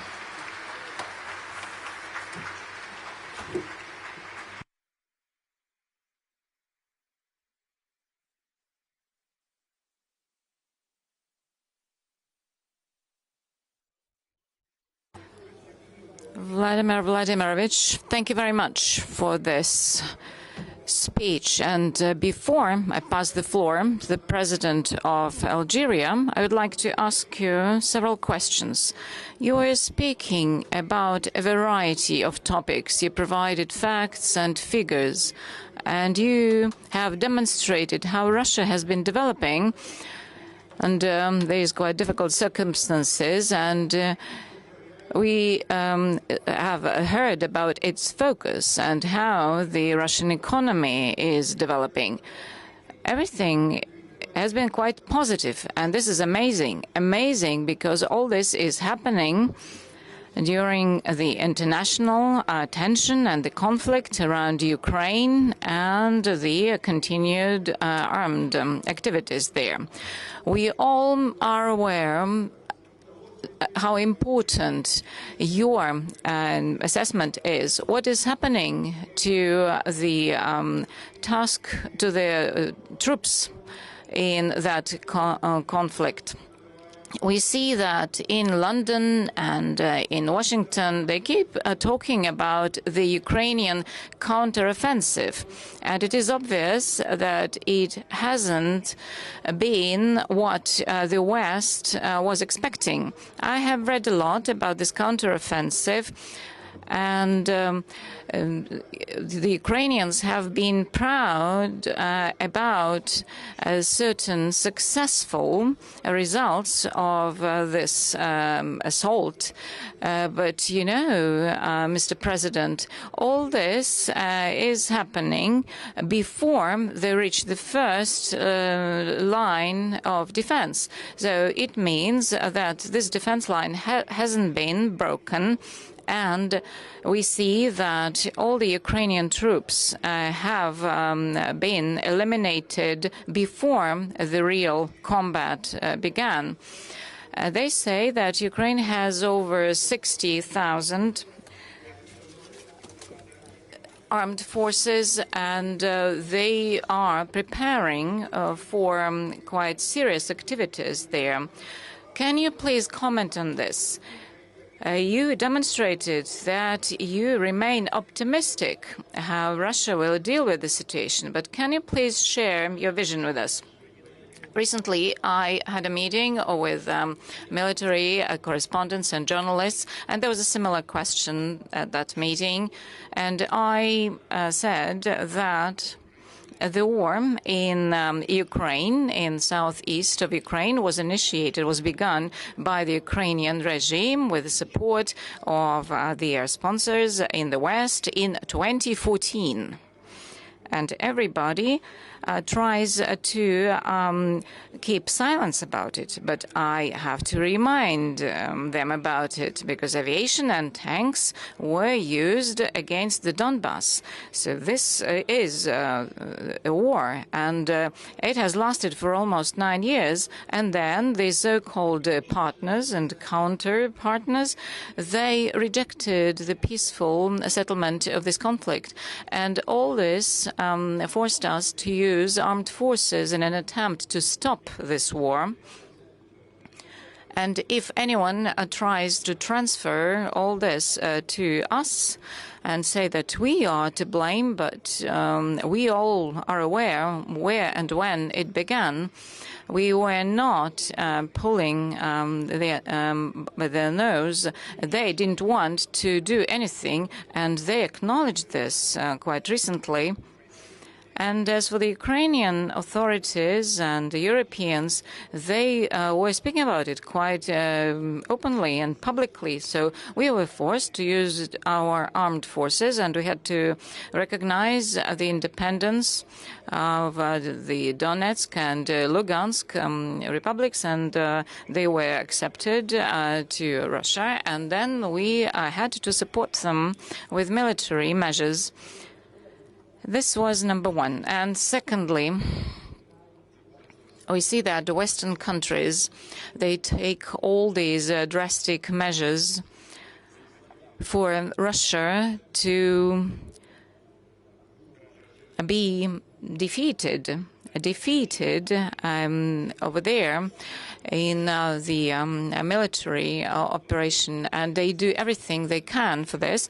We have set up certain goals, and we would like to demilitarize and to denazify these areas. As for demilitarization, have a look. Ukraine will stop using their own vehicles and equipment. Everything they are using these days, all this has been brought to this country from abroad. Well, you won't last on this for long. And our defense industry has been expanding every day. And it is a 2.7-fold increase of defense products. This is the increase during this year. And for the products that are most high in demand, there's a 10-fold increase. And all these factories and plants, they have 2-3 shifts, so they work 24/7. And all this shows to us that we have these reserves and we are quite strong. So as for this counteroffensive you mentioned, it's not exactly so. In some areas, the Ukrainian troops, they do reach the first line of defense. They are using their strategic resources. And it consists of several parts. First means to break this defense line. Then they need to move forward. They need to settle in this territory. But they never reached any results with this. And their losses are very high. It is even more than 1 to 10 if we compare it with the Russian losses, the Russian army losses. As for the vehicles and equipment, we see that there are more and more of them getting lost, and it is 186 tanks. This is what they have lost. If I'm not mistaken, 186 and 417 of various armed vehicles. I'm not speaking about people, so the Defense Ministry should provide you with the statistics. So we see that there are no successes in any of the areas. So this is what we hear from the reports from the Defense Ministry. And right now we are meeting here, and near Bremen right now there is an assault, and the enemy tries to attack, and there's several detachments, and there's 5 tanks involved, and it is in near Zaporozhye. There are 2 tanks and several armed vehicles. As for the first line, this so they have lost already several tanks, and they are fighting right now, right at this moment. And I believe that the Ukrainian army, they have no chances here. This is true about all other areas and directions they are moving in. Thank you. It is good that maybe none of your statements about Ukraine makes the West so angry when you say that there are Nazi forces which are quite strong in Ukraine, they keep saying in response, what are you talking about? What Nazi troops? President Zelensky is a Jew, and he is a president-elect. And so they speak about everything good coming from the West against everything bad in Russia. So what can you say to these Western voices? You know, I have lots of friends who are Jews, and they keep saying Vladimir Zelensky is not a Jew. He is a disgrace for the Jewish people. And it's not a joke. There's no irony in this. Because if we look at the heroes, they refer to heroes of Ukraine. See, there are neo-Nazis, followers of Hitler. The Holocaust is a time when 6 million Jews were exterminated and 1.5 million people were killed in Ukraine. And there were Bandera troops killing Ukrainian Jews and Ukrainian people. I expected you to ask me this question, and yesterday, you know, before going to bed, I asked to send some materials to me. I called my office in Moscow. I was here in St. Petersburg already. Have a look. Yaroslav Stenko, head of the Bandera faction, 1939. Moscow and Judaism are the strongest enemies, and I insist on killing all the Jews, and we need to use German methods of dealing with the Jews. Another person. This is the 10th of July, 1941, and this is the so-called Lviv massacre, and his name is Stepan Linkovsky. He was saying, as for the Jews, all methods are appropriate that will lead to their total elimination and extermination. What is this? You know, I was reading the records of an interview of some guy from the Bandera army, and he was saying that they took one Jewish family for killing. And, you know, I couldn't even read that. There were tears in my eyes. Okay, so there was a disabled man and his wife and two kids of 11 and 7 years old, two girls, and they just shot them, and they were taking this family, and this disabled man, he realized what was happening, and, you know, he was crying, embracing his dog. So, and they killed them all. Can you imagine those two girls, 11 and 7-year-old? 1.5 million Jews were killed there. And I'm not even speaking about Russians and the Poles.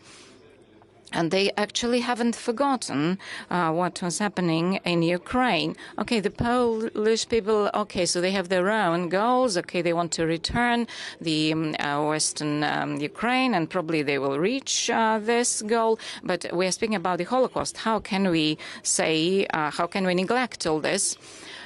I would like to apologize to Your Excellency, President Abdelmadjid Tebboune, but I knew that you would ask me this, and I would like to repeat it. So when I was going to bed yesterday, I asked not only to send me these details, but also to provide me some specific examples.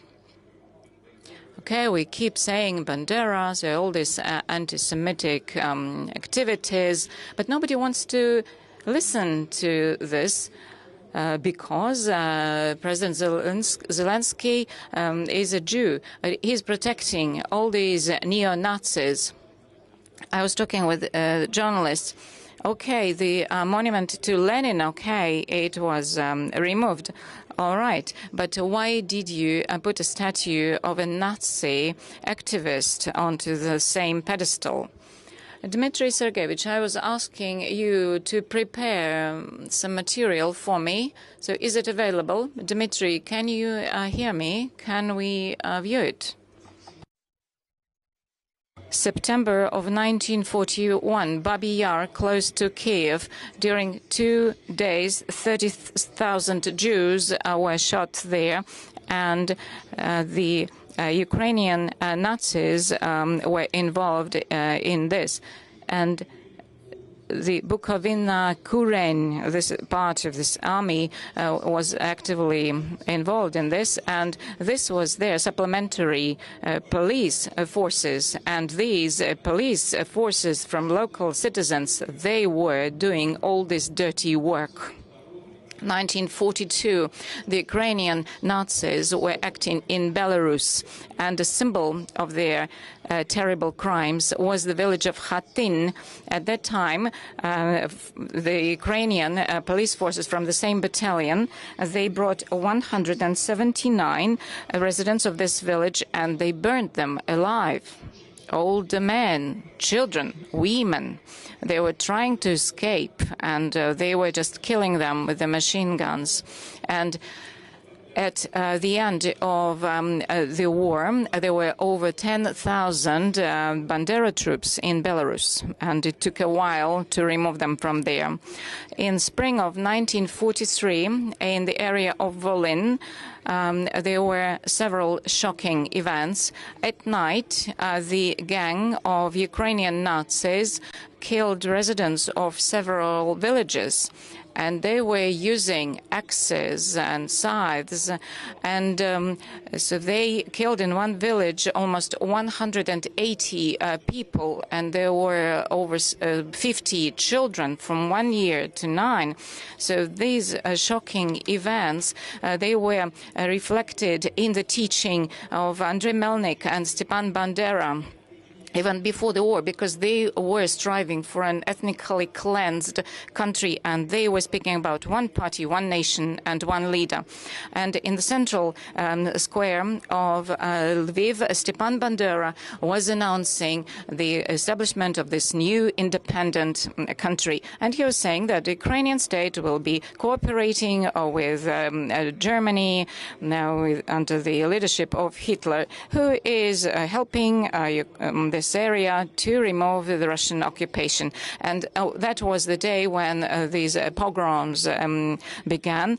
And in July of 1943, these gangs of neo-Nazis, they attacked over 70 villages, and their cruelty and sadistic approaches remain shocking. So women were stabbed, and they hammered babies. And in one of the villages, the Goshkevich brothers, who were trying to inform partisans, they were gutted, and this was really terrible. And in 1943, 1944, the Bandera army killed from 80 to 100 Polish citizens, and only when the Russian army came here, so they were punished and removed from this area. So we have shown you who was Stepan Bandera and his associates, and they claim that he is a hero of Ukraine. So this is the person who has been protected by the Ukrainian government, and they follow and protect this ideology. We cannot but fight this ideology. Russia suffered greatly in the Second World War, and our losses were the biggest among all countries.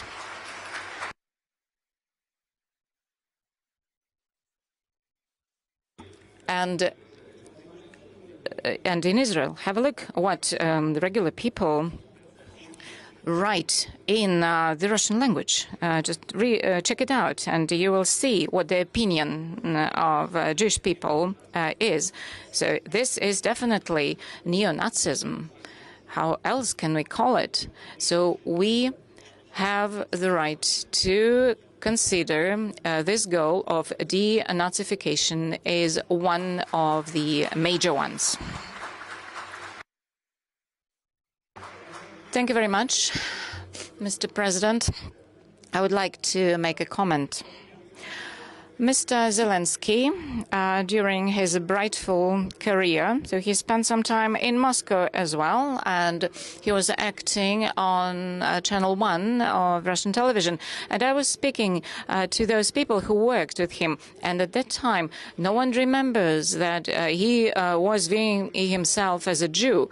Okay, he's Jewish by origin, but, you know, in the Soviet Union, during the last years of Stalin, there were people like Kaganovich in the government. Okay, their relatives and their wives were Jews, and and in the security service there were generals who were Jews.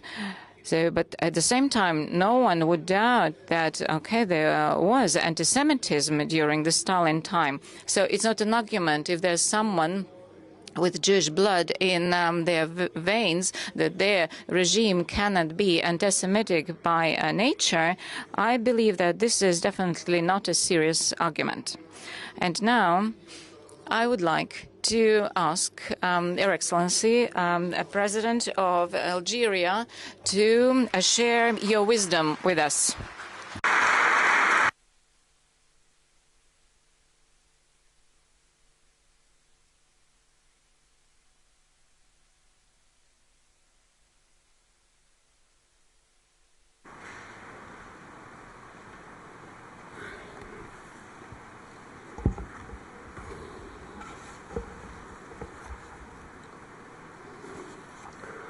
In the name of Allah, the Merciful, first and foremost, I would like to thank you, Your Excellency, President Putin,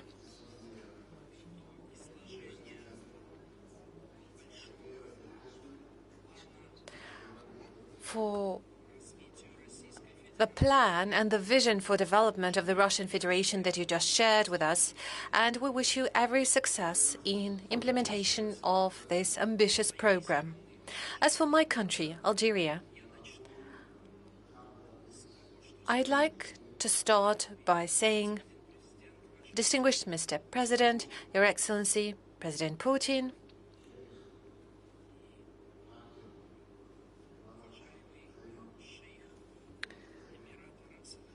and His Highness Sheikh of the Emirate of Ras Al Khaimah, dear ladies and gentlemen, at the beginning of my speech, I would like to express my deep gratitude to His Excellency President Putin, who invited me to participate in this very important forum that is taking place here in the beautiful city of St. Petersburg. The city that is world-renowned with its culture, art, and its glorious history. This is a city that is representative of the whole history of the Russian people.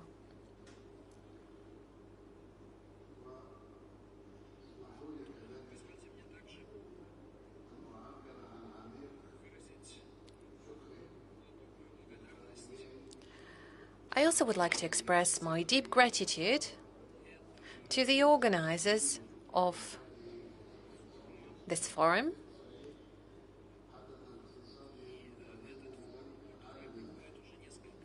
St. Petersburg Forum has been regularly conducted for many years and is acknowledged and respected all around the world. This is a major event.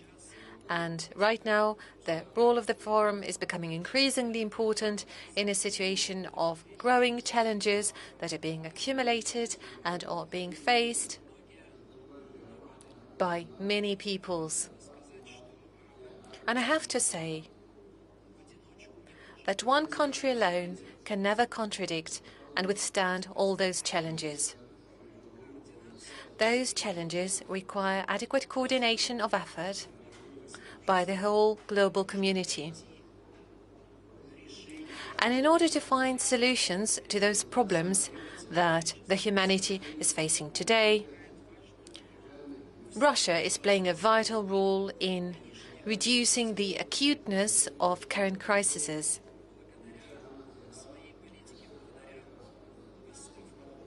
Thanks to the current policies regarding the grain deals, the grain supplies that are taking place right now, and where grain is being delivered to the most needy countries in the world. That also includes the efforts to develop cooperation and partnerships with various countries, and first and foremost with the poorer countries. Russia is offering help and assistance to them because those are the countries that suffer most from the current crisis. Dear ladies and gentlemen, cooperation between Algeria and Russia is not limited to trade only. It includes active exchange in the area of agriculture and agricultural produce. That is also cooperation on political level. That includes political consultations between our two countries. And this is where Russia is playing a vital role in various associations of countries that are gas producing, that is, such associations as Gas Exporting Countries Forum. And just yesterday, I had a meeting with President Putin where we discussed the problem of development of our strategic relations, and we worked to elevate those relations to a level that would reflect the level of interest that we have. Ladies and gentlemen, Algeria is going through an important stage of its development. This is where we are focused on multifaceted development of our economy.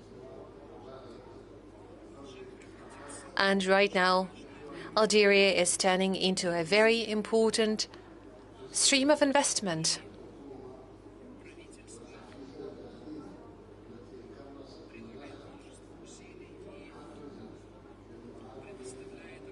Algerian government is being active on that by providing subsidies and various preferences to attract investments to our country.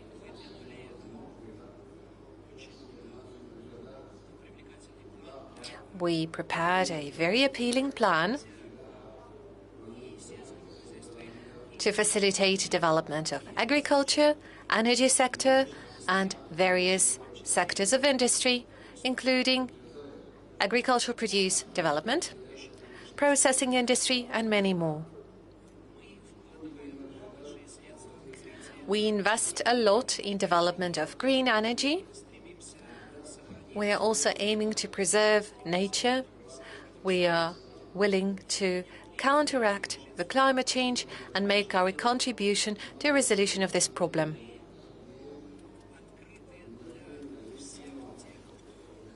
We're open for everyone who is willing to support our effort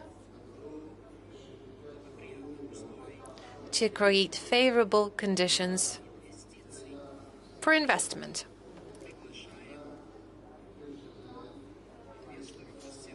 And we're willing to invite investors from all around the world, including Russia, to invest in Algeria. And we're willing to create a lot of preferences for them.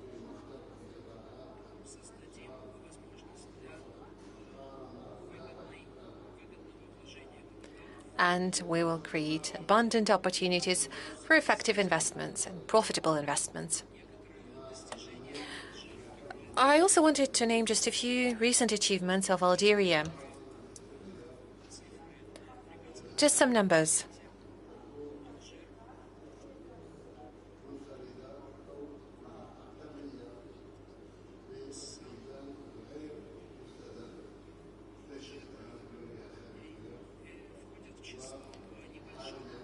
Algeria is included in a relatively small group of countries that have virtually zero debt, or zero state debt. And the GDP growth rates in our country amount to 4.3%. And this is much higher than the growth rates demonstrated by the neighboring countries.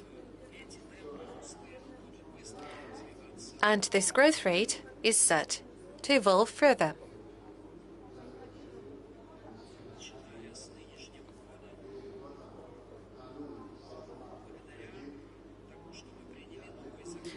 Starting from this year onwards, while we adopted a new law on investments, according to this law, there would be specific subsidies and preferences provided for investors.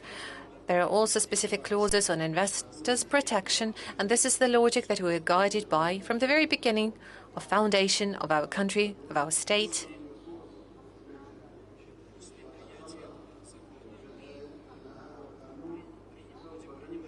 And once this law is adopted, we're going to follow up with a whole number of practical measures. Many of them are implemented already, and those are the measures that will remain in force for 10 years to attract investors and to make sure that they feel safe and secure about their investments. I wouldn't really want to take too much of your time. Definitely, Algerian economy is not comparable in size to the Russian economy. And I thank you for the invitation to participate at St. Petersburg International Economic Forum. I express my gratitude to President Putin, and I thank you for your attention. Thank you very much, and the best of luck to you. Let the peace be with you.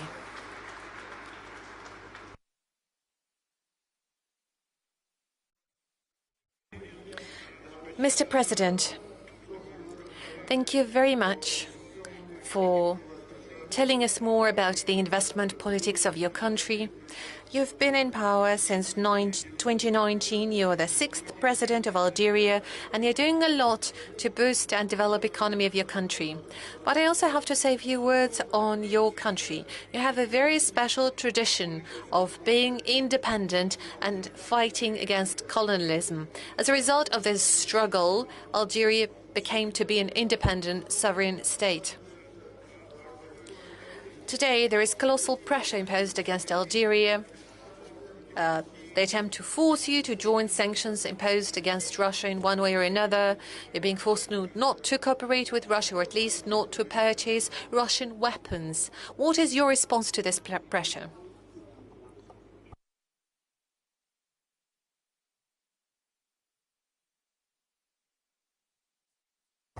Apologies.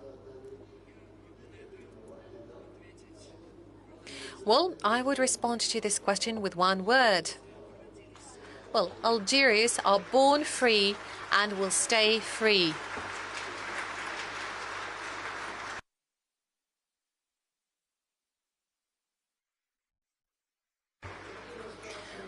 Well, I would say that is indeed an exhaustive answer.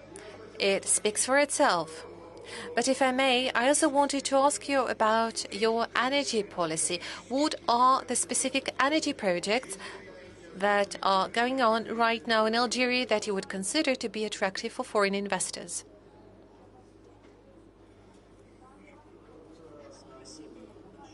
Thank you very much for your question. The new law on energy was adopted in Algeria. This is also a law regulating the exploration works, and this is the law providing all the necessary guarantees for those companies that decide to operate in Algeria. That includes, among others, Gazprom and a number of other foreign companies. We provide them with abundant guarantees to make sure that they can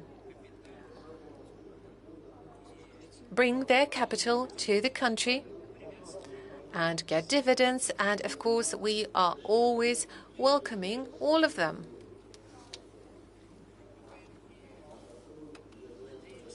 We work hard to create attractive and favorable terms for them, and the current population of Algeria is around 60 million people. The majority of the population are young people, and we need to provide for a bright future for all these people. And the current demographic growth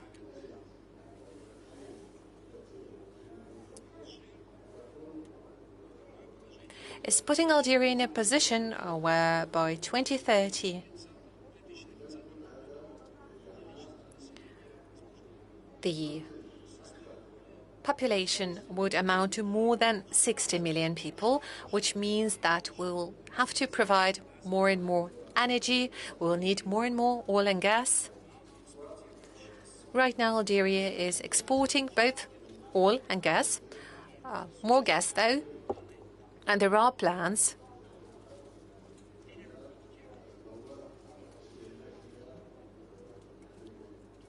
to create more processing capabilities and facilities in the country. We are also working actively to produce petrochemical products so that we could export not just crude oil, but petrochemical products. And apart from that, Algeria is consuming about half of all the gas that it produces.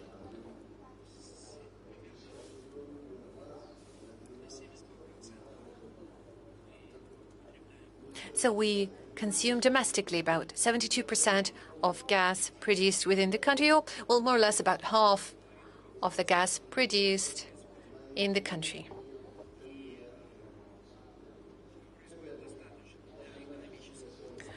The current production levels are enough to ensure economic growth. And as it was mentioned earlier by President Putin,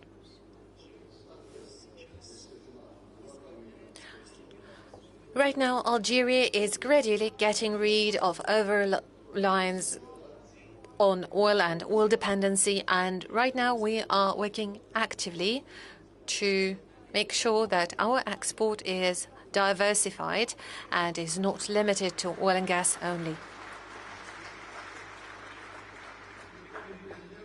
Mr. President, thank you very much.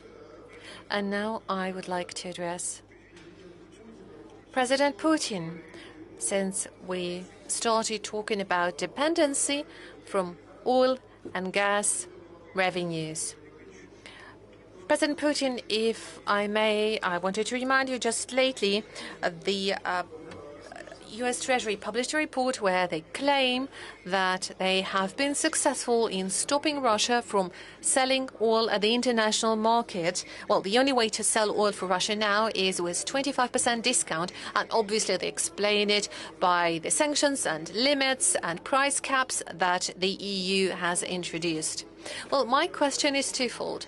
The first one is whether you agree with this assessment from Washington. Is it realistic? And secondly, what do you do to make sure that Russia is paid more and paid better for its oil and gas? First of all, I want to say that any kind of non-market limitations to trade in any sector would be counterproductive and damaging for the global economy, for global trade, and are therefore damaging for those who initiate those processes. And whenever we take certain decisions, and I guess you know that on a regulatory level, we also made a decision that would limit the operations of our companies. They are limited and are allowed to cooperate with those companies that do not impose any limits on us, among others, including in the energy sector and the oil sector. So those who impose those limits cannot work with our companies. And that is affecting global markets accordingly and is affecting price indicators. So after all, those who are being reasonable and demonstrate actual care for the well-being of global economy and global energy markets, by that I primarily mean our partners in OPEC+, well, together with them, adapt those decisions that allow us to minimize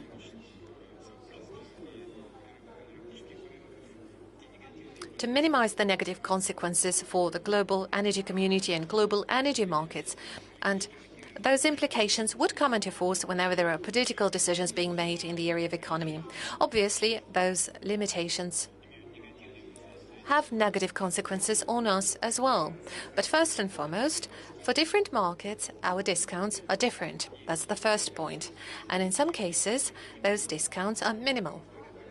Secondly, like I said earlier, all of those discounts are affecting global pricing situation in one way or another, and generally it remains on a level that is quite satisfactory for us. The output levels are growing, and we are also quite okay with it. The domestic output, the sales volumes are decent. Yes, it is affecting revenues to the state budget, that's for sure, and that is also affecting gas prices and sales volumes of gas to the certain markets, primarily European markets, but gradually substitution is happening. Some markets are being replaced with others, and I don't see any catastrophe playing out here. And certainly it is motivating our companies to be more energetic, to search for new logistic routes, search for new partners, and they are finding those partners. That is also forcing our companies to act more professionally, not just deliver a product to a seaport and sell it to the customer.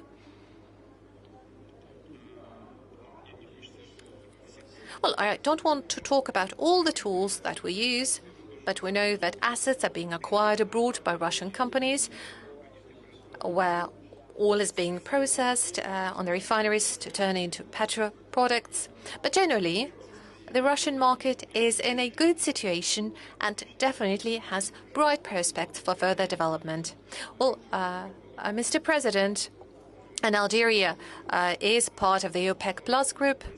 Together with Algeria, we are doing consultations whenever we take certain decisions within the OPEC Plus, and I have to tell you that all the decisions taken by OPEC Plus, be that the production cuts, first and foremost, they are completely free of any politics. They are not related to the special military operation or any other market situations or developments. They are primarily conditioned by the economic feasibility, both for producers and consumers. And I would say through our joint actions, we managed to balance the market successfully. Thank you, Mr. President. You know full well that when the collective West talks about sanctions against Russia, a new element emerges. And this element is as follows. It's not just they need to punish Russia, but also to limit Russia's capabilities, in particular your personal capabilities as commander-in-chief, to mobilize economic resources in order to stand against the collective West in Ukraine. In particular, what they are proposing is not so much strengthening sanctions, but rather preventing others from circumventing these sanctions. And as they like to put it, these sanctions are treated not just at the level of laws, but also at the level of rules. They say, we don't want Russia to have any more money to continue waging war, so they need to be prevented from getting this money. And it's no secret that there is a huge pressure on certain countries, in particular India and China, and also pressure is being exerted on specific companies. What is happening in this field? Is Russia feeling this new sanctions pressure? And are London, Brussels and Washington succeeding in preventing Russia from acquiring the resources needed for the armed war? Well, it's not for the resources we need for the fight. This all boils down to our country's development. As I said, the world is undergoing profound changes. We have started to reorient towards the markets of Asia, Africa, Latin America, but this process did not start yesterday. It happened long before the tragic events in Ukraine. But why so? Because the world economic trends are changing, the leaders are changing accordingly. The pace of trade growth between China and the EU is higher than our growth rate. of trade in China, and they say that Russia is going to be dependent on China. But what about them? They have already become long dependent on China. We have good relations, not just good neighborly relations, with China and India and others as well, because over there, other countries are developing at a rapid pace. Take Indonesia, for instance. It's a huge market and it's growing rapidly. The same goes for Latin America. Its development is going to continue. Africa is also a well of opportunities. Yes, there are problems, but they're all on the ascendant. So all attempts at artificially imposing restrictions only do more damage towards those who introduce these restrictions. This can't be a source of joy for us. We're not happy, but this will not do anything to prevent our development.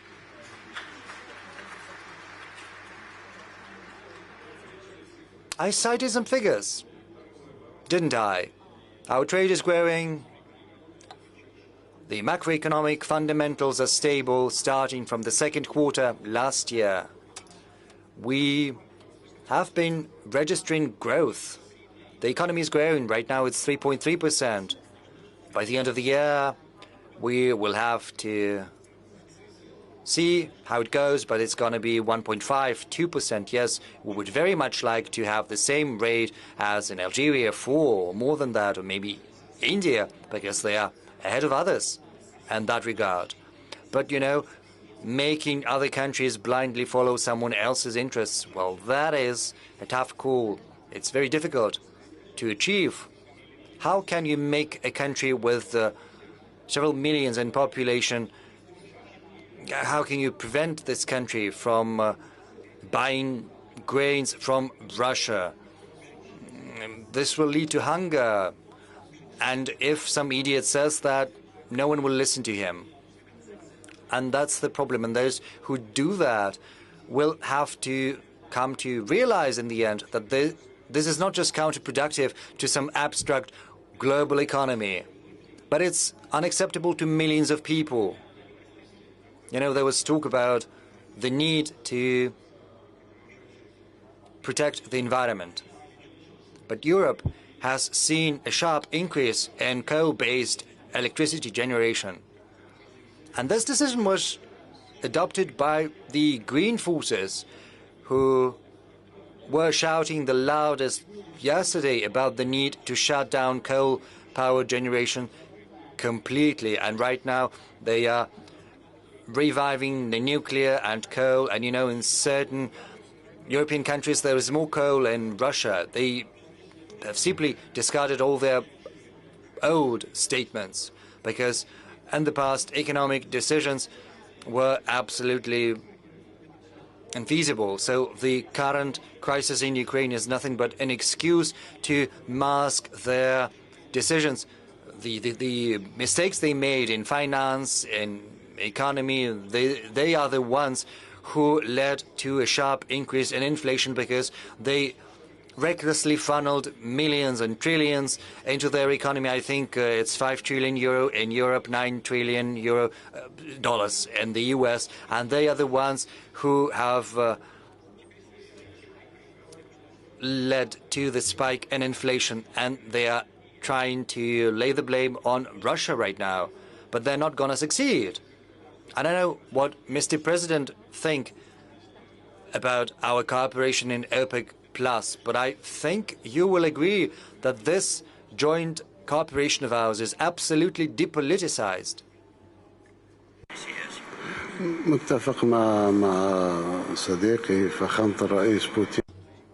I fully agree with a great friend of mine, Vladimir Putin.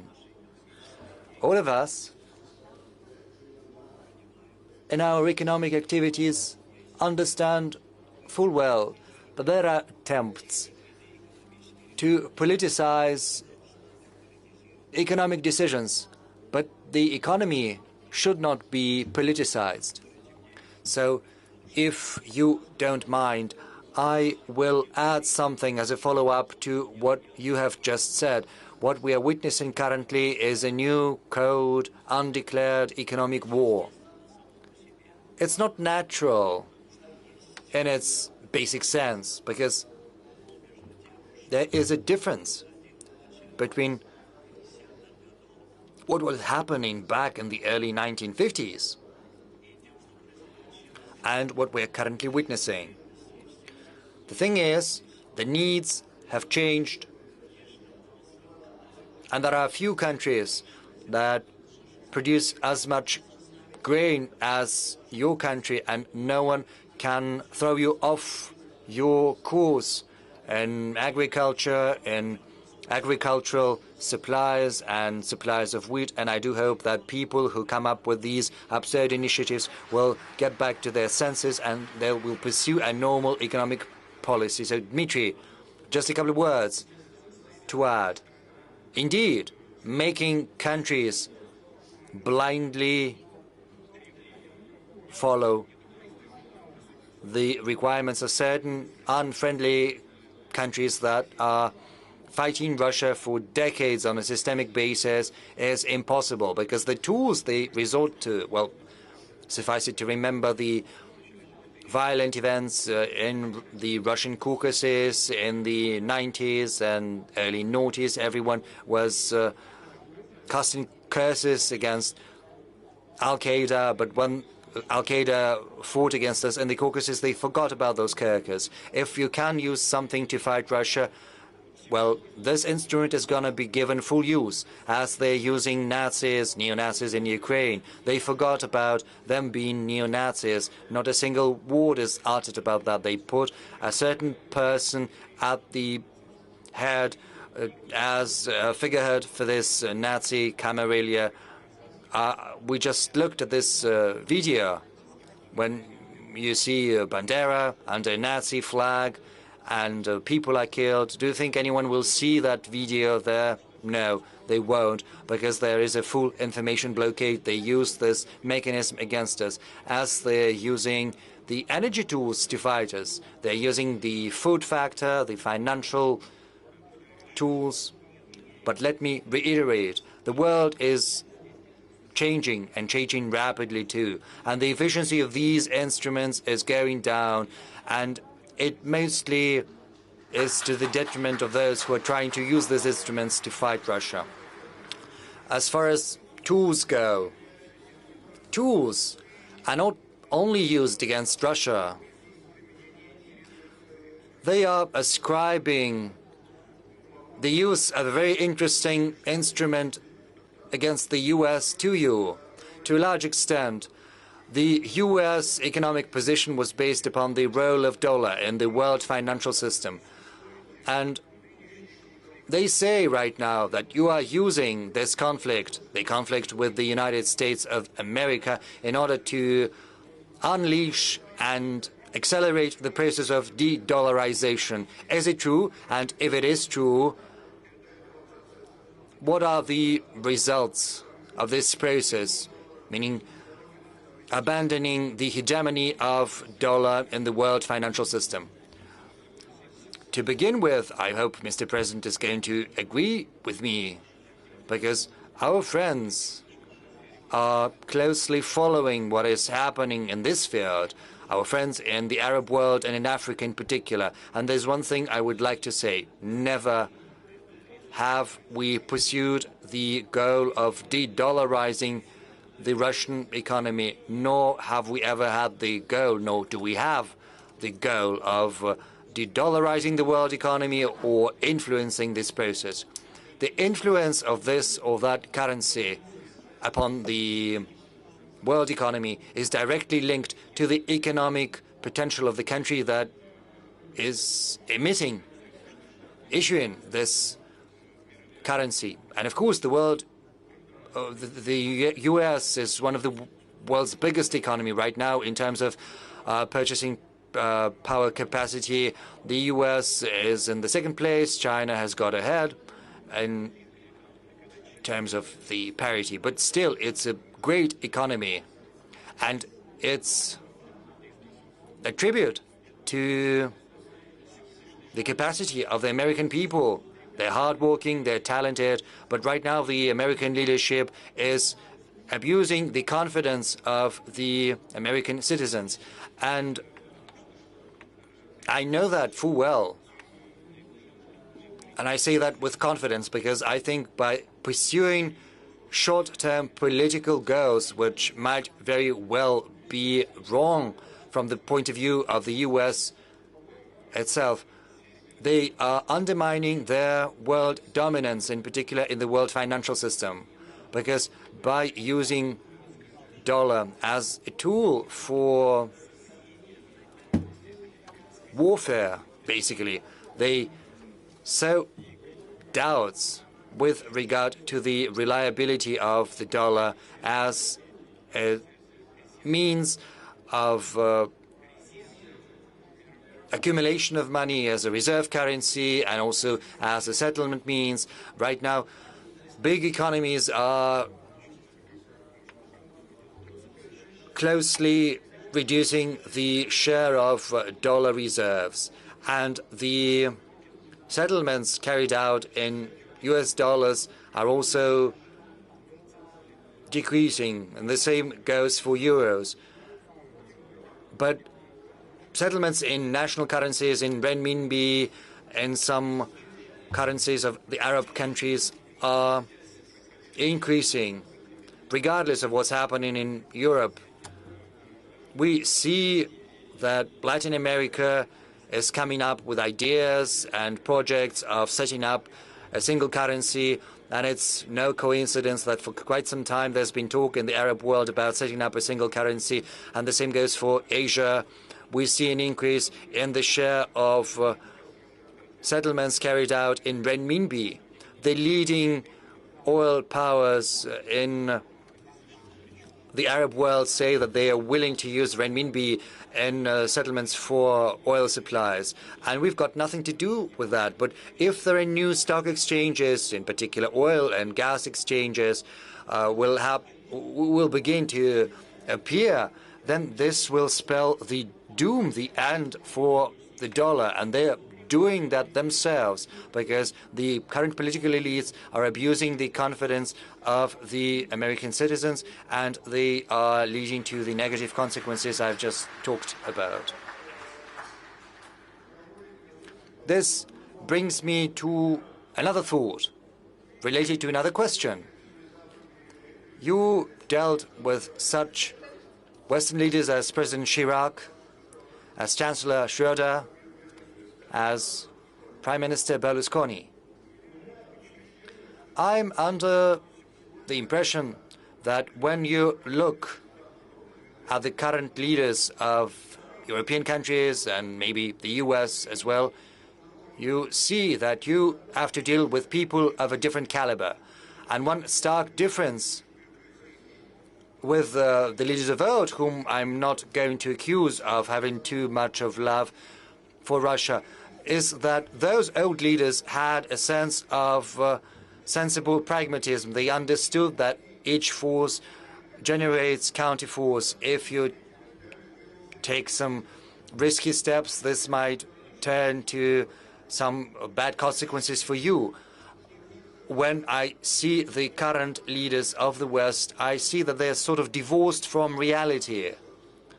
To be more specific, Chancellor Scholz and President Macron are complaining that they do not have enough contacts with you and with the Russian leadership in general. At the same time, they are getting increasingly involved in the war in Ukraine. A question begs itself. Do you think that NATO is part of the war in Ukraine? And if it is the case, it's hard to imagine there is any space for constructive diplomacy. Or am I wrong?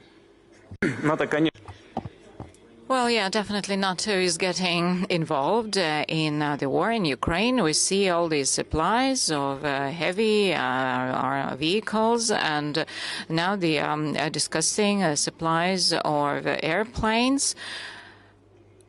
And today I have mentioned already that in one section, there are 2 detachments with 5 tanks they are trying to assault, and there's another assault going on right now. And all those tanks, okay, they hit and they are burning, and these are Leopards, these German tanks, and it was true about yesterday. And those F-16 aircrafts will be burning like these tanks. This is true. And if they are based in some air bases somewhere in other countries, but if they are used in Ukraine, then we'll have to think carefully where we will be hitting them and where and how all this is used against us. So this is a great danger, a danger of the NATO alliance getting involved in this conflict. As for the Western leaders, you know, I never evaluate colleagues of mine, whatever personal relations we might have, because I don't believe it is appropriate. And speaking about Vladimir Zelensky, I never did that. But, you know, it is absolutely unacceptable for me. I cannot understand how they can support those neo-Nazis and how can they move to the level of national hero, whatever nationality these people might have.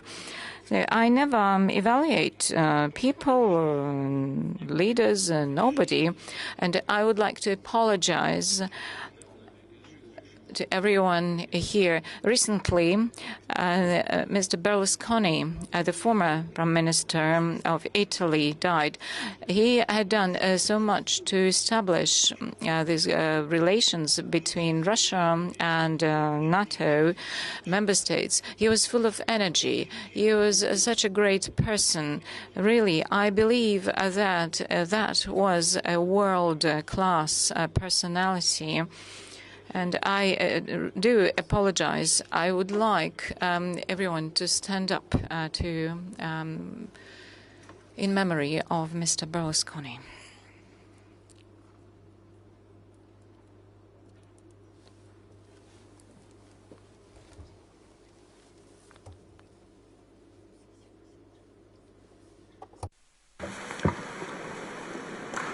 Спасибо. Thank you. As for President Chirac, so this was a person of encyclopedic knowledge. This was really true. And these days, some of the leaders of the countries, they didn't even graduate from a university.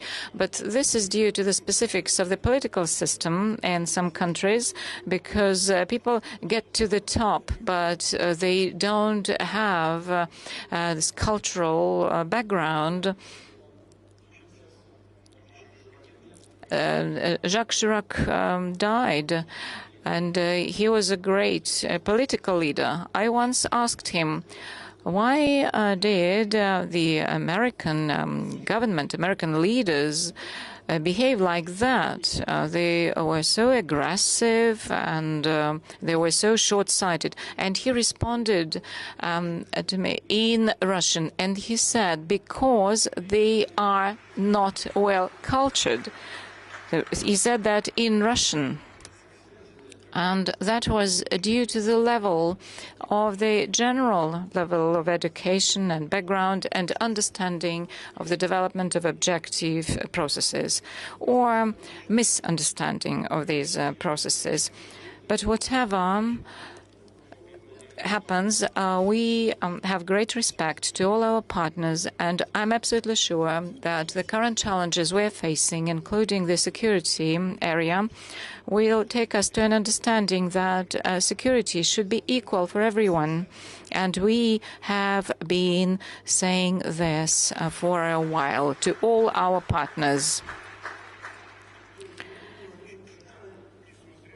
Mr. President, despite the role of the collective West and NATO in the war in Ukraine, you are not closing the door for the diplomacy with Western countries, and you are open to peaceful settlement. Yes, absolutely sure. Yeah, we never close the door. So they close the door, and they are trying to peep what is happening here, with your help as well. You know, there was an interesting topic. International currencies. So Mr. President, I would like to ask you, what about the Arab world? Is something there that can demonstrate that there will be some common currency in the Arab world, in all Arab countries? Maybe I missed some news in this respect. I would like this to be true. I believe that some currencies were imposed onto the whole world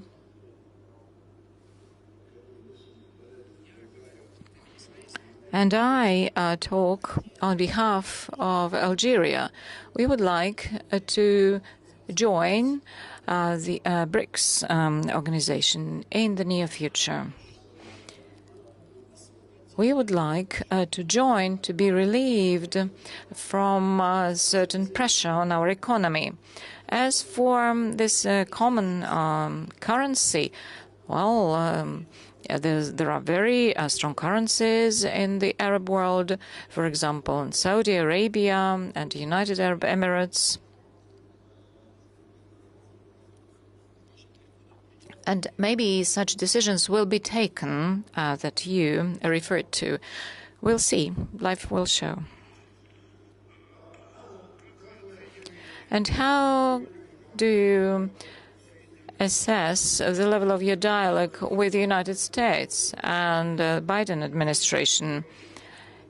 He believes that he is the future president, and the former president, Donald Trump, keeps saying that if he had won the election and become a president, then no war would be possible.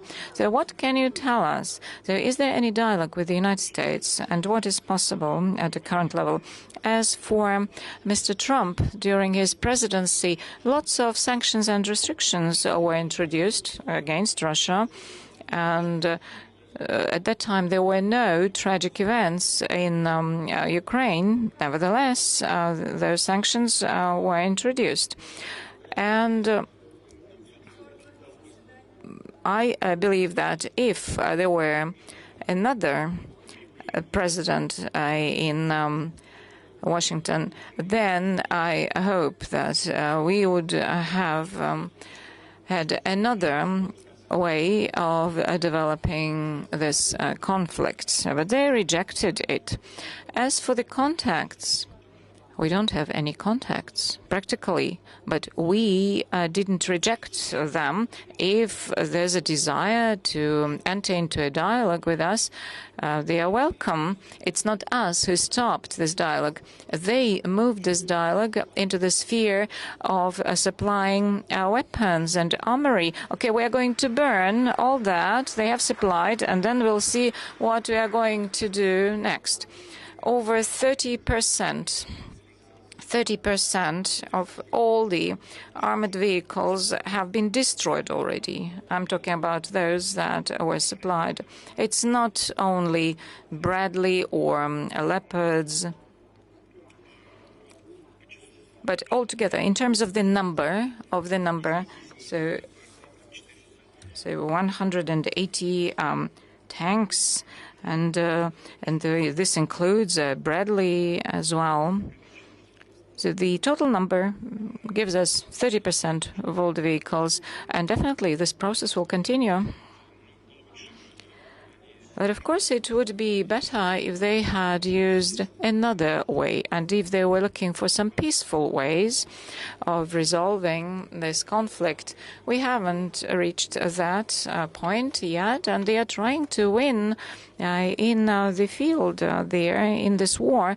Well, let them try. I doubt that they will succeed in this. Right. And in Washington,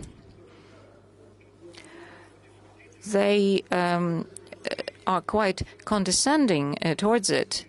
So they see that there are attacks on the Russian territory, on the historically Russian territory, and we speak even about the Kremlin. There are terrorist attacks organized by Kiev in Moscow. Daria Dugina was killed, and in St. Petersburg, where the young blogger was killed.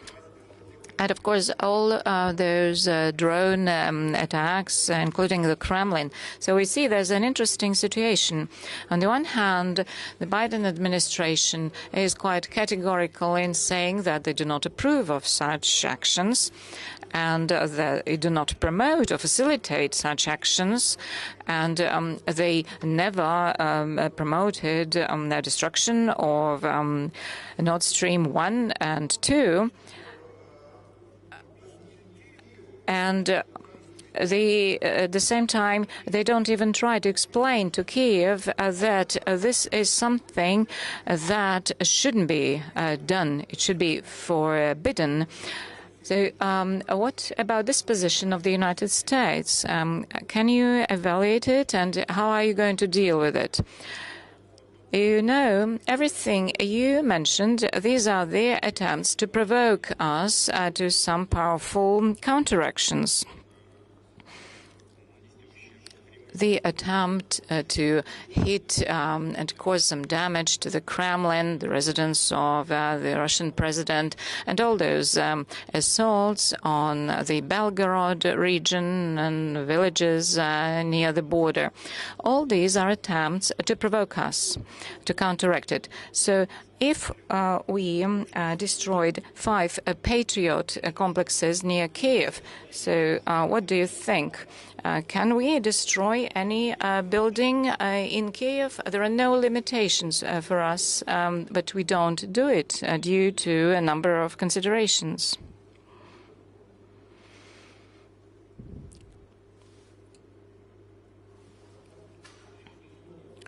There are many considerations. I will tell you later about them, not in the public.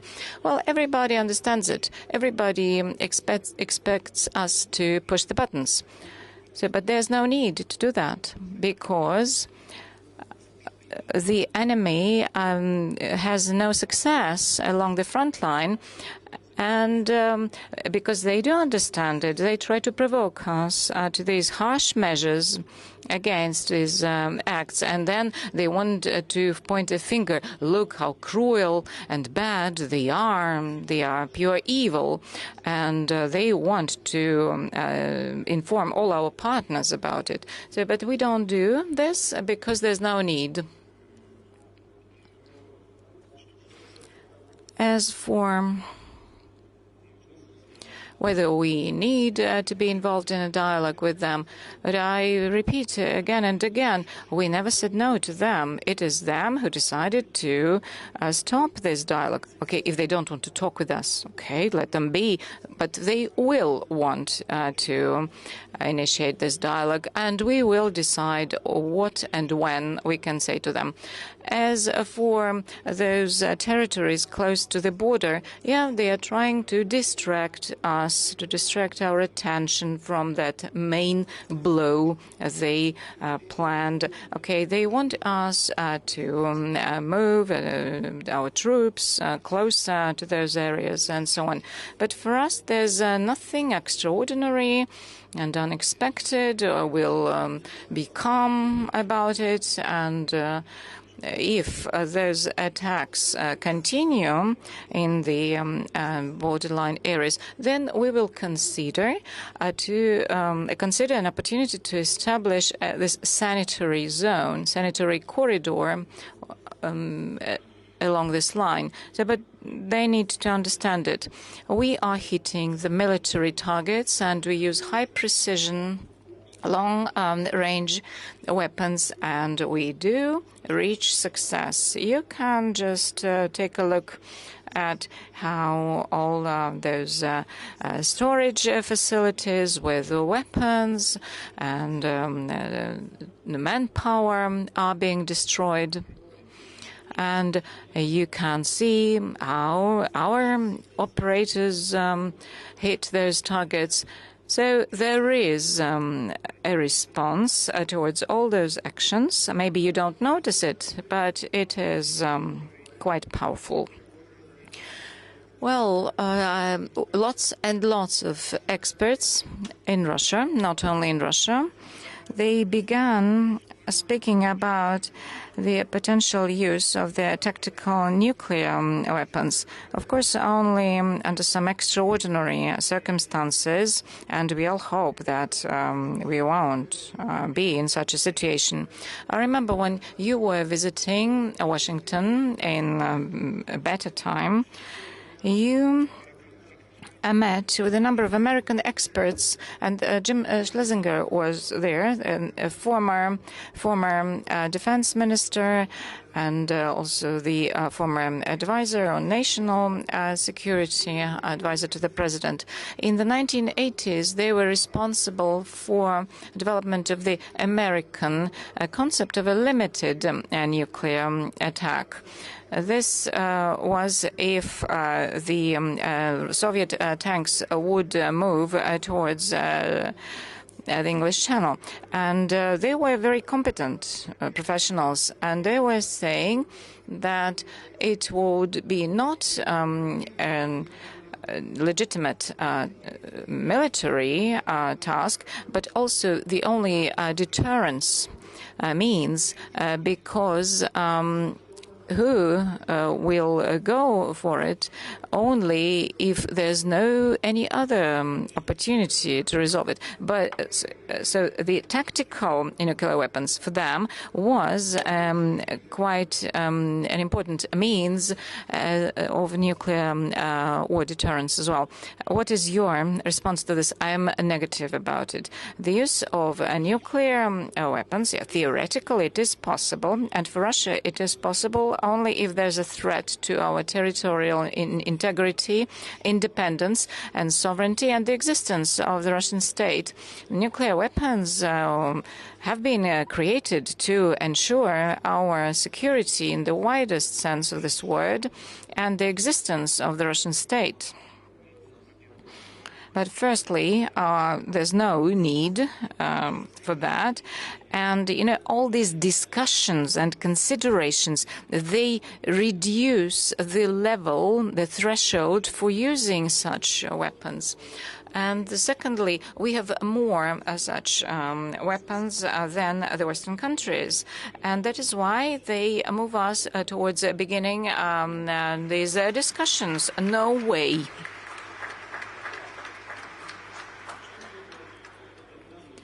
In this case, you know, if we use just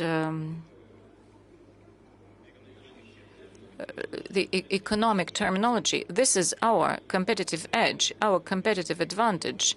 And we were discussing it with President Lukashenko. Yeah, so we are part of this union state.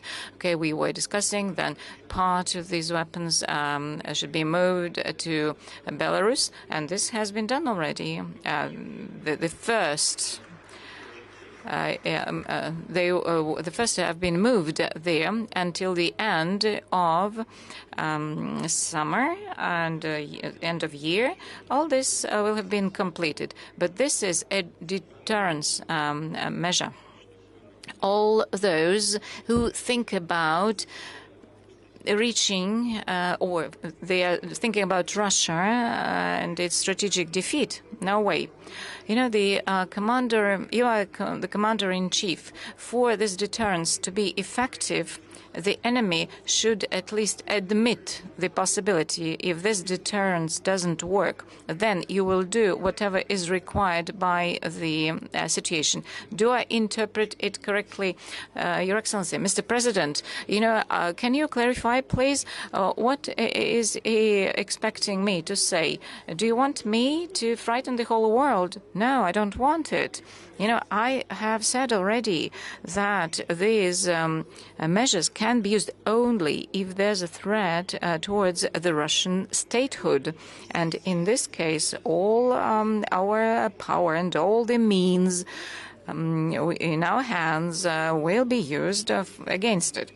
But the only country in the world that used nuclear weapons against a non-nuclear state is the United States. Okay, they used two bombs, and it is Hiroshima and Nagasaki cities, and they believed that they had the right to do it. So this is the precedent, and it was established by the United States. Vladimirovich, you know, sorry if you feel that I pressure you to say something. This is my job. Now let's move towards some more nicer topics. Could you please tell us about the position of Russia among the 10 top countries? Economically, according to some estimates, Russia is in the 6th place. Do you believe that Russia will retain this position? Definitely. In the coming years, we will stay there. Yeah, this is if we use the consumer prices parity method. Yeah, so China, Japan, the United States, Germany, and Russia. So these countries are part of this top 10. And this is GDP using this parity index. And Indonesia is approaching because their population has been growing very fast. The economy has been developing, and there are enormous processes taking place there.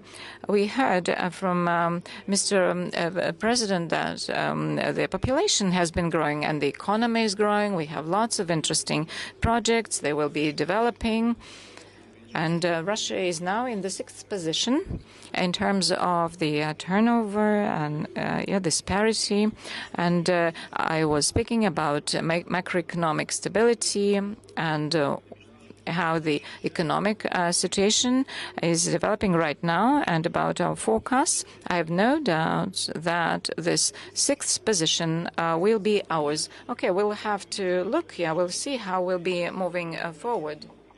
But again, if in the European economy, in Germany, we would witness the negative processes that are evolving right now, and there is an expected reduction of the economy to the amount of about 0.7%. I may be wrong, but I guess this is the number. The unemployment rate is going up, inflation rate is going up. For us, it may be 2.3 now, it may be 5% by the end of the year. And what is the current inflation rate in Germany right now? I'm not sure. It's about 7%. Or maybe 5 point something, but it is considerably higher than Russia, which is unusual for such a developed economy as the ones of Germany. And if it moves on along this trajectory, may we get even stronger and higher in this ranking. Well, one of the economic challenges for Russia is a certain shortage of highly skilled labor force. You've been talking about that earlier. You talked about the measures that are taken to address this problem. One important matter here is that there is a certain amount of people, especially highly skilled professionals in the area of information technologies, decided to leave Russia once the special military operation was started. I get to hear increasingly frequently, and not just in Moscow, but also read it from the Western press, that those people are actively coming back. Is that the case? And if it is the case, do you welcome those people back to their country? Well, just lately we had a meeting with the President of the United Arab Emirates, and we also touched on this matter. There are many Russian citizens living and working in the UAE. Maybe there are even more of them in the neighboring countries of Russia: Armenia, Azerbaijan, Kazakhstan, Uzbekistan. You know, I don't see anything bad about it. Well, let people live there where they feel like they want to live for a while and work there. But if it is one thing if you live in Moscow, in one of the best cities of the world, with all the infrastructure that it has to offer, all the social benefits and opportunities, and it is a completely different thing if you have to live in a different city. It's one experience when you live in your homegrown culture, your native language, and sometimes you have to be detached from that.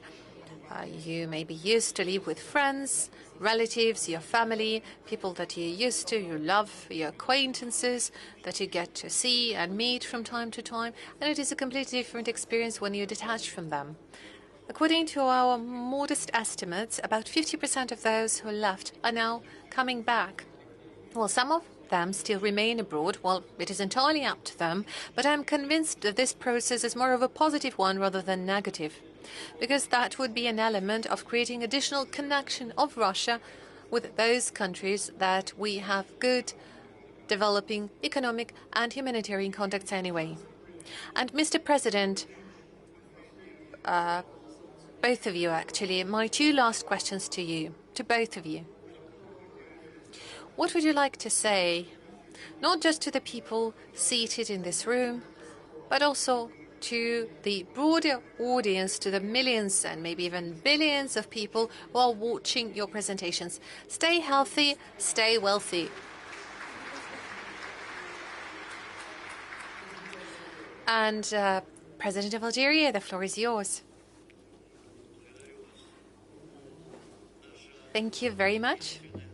Well, I would say the only goal for the whole humankind is to live in a world,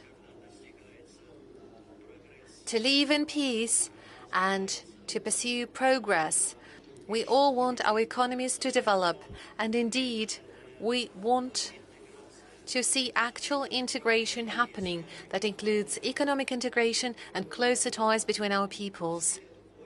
But all the wars, well, there are always losers. There are no winners in the wars, because wars bring destruction with them. And that is why I'd like to wish all of the humankind peace, prosperity, security. And once again, I would like to use this opportunity to thank His Excellency, President Putin, who was very moderate in his statements today. And likewise, I wanted to say that we are ready to act as mediators to help around the settlement of the conflict in Ukraine. And I come to conclusions based on your words, President Putin, that you are a friend to the whole humankind. You are a friend to all countries. Well, just like in Algeria, we love everyone apart from those who are enemies towards us. Thank you. Well, I certainly would like to thank His Excellency, President of Algeria. Thank you so much for finding time to join us today. Everyone seated in this room understands what it is like to travel to Russia now, and especially to be able to join us at this session and be seated with us here at this stage.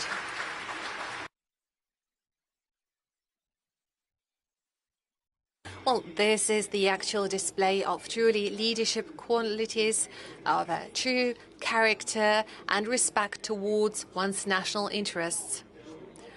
Russia and Algeria have been enjoying deep, long-lasting, friendly relations. We have a lot of love towards Algerian people, starting from 1954 until 1962 or 63. This country has been at war for its independence and lost about 1.5 million people. And even once Algeria acquired its independence, I guess in 1962, Again, in 1963, in 1964, the French army was conducting nuclear testing in the Sahara Desert on the territory of Algeria, leaving dreadful consequences behind. And I'm happy to say that with Algeria, with many other countries of the region, with the African continent as a whole, with the Arabian countries, traditionally, from one decade to another, we've been enjoying good, friendly relations. Without exaggerations, those are truly wonderful relations. And we see that the leaders of these countries are primarily guided by their own national interests. At the same time, they definitely pay a lot of attention to what is happening, to the current events, and His Excellency just mentioned it. And we've been talking about it a lot yesterday. His Excellency was showing a lot of interest towards what is happening in Ukraine, and now he just stated it publicly. On one-to-one conversations, he was also expressing his desire for peace and was expressing his wishes on the readiness to act as mediator. We are very grateful to you, Mr. President, for your position and for your willingness to help and support our efforts, among others, to find peaceful settlement of the Ukrainian conflict. Thank you very much. President Putin, and my final question, a difficult one, but in the United States that would be a mandatory question to be asked in these situations. Well, in this situation, if you would ask President Biden, you would most probably ask him, what is it that you want to say to President Putin? Well, maybe you have nothing to say to President Biden, I don't know. That's what a US journalist would ask you. But what is the key lesson that you would like President Biden to learn based on what you've been saying in this audience? And broader, what is the major takeaway from the foreign policy of Russia? Well, President Biden is a grown-up person, a mature one, and an experienced politician. I'm not the one to lecture him. Let him do what he believes to be right, and we are going to do what we think is in line with the interest of the Russian Federation and the people of Russia. And everyone will have to live with it and to count with it. All right, President Putin. Looks like you refused to give any advice to President Biden, but I guess you've just stated the most important thing. Everyone will have to count with it. And I guess this is an important statement that brings us to a closure of this very important, very meaningful meeting. And my gratitude goes to the presidents of Russia and Algeria. That was indeed a discussion that was truly exciting. Thank you very much for the work we've had today. Thank you.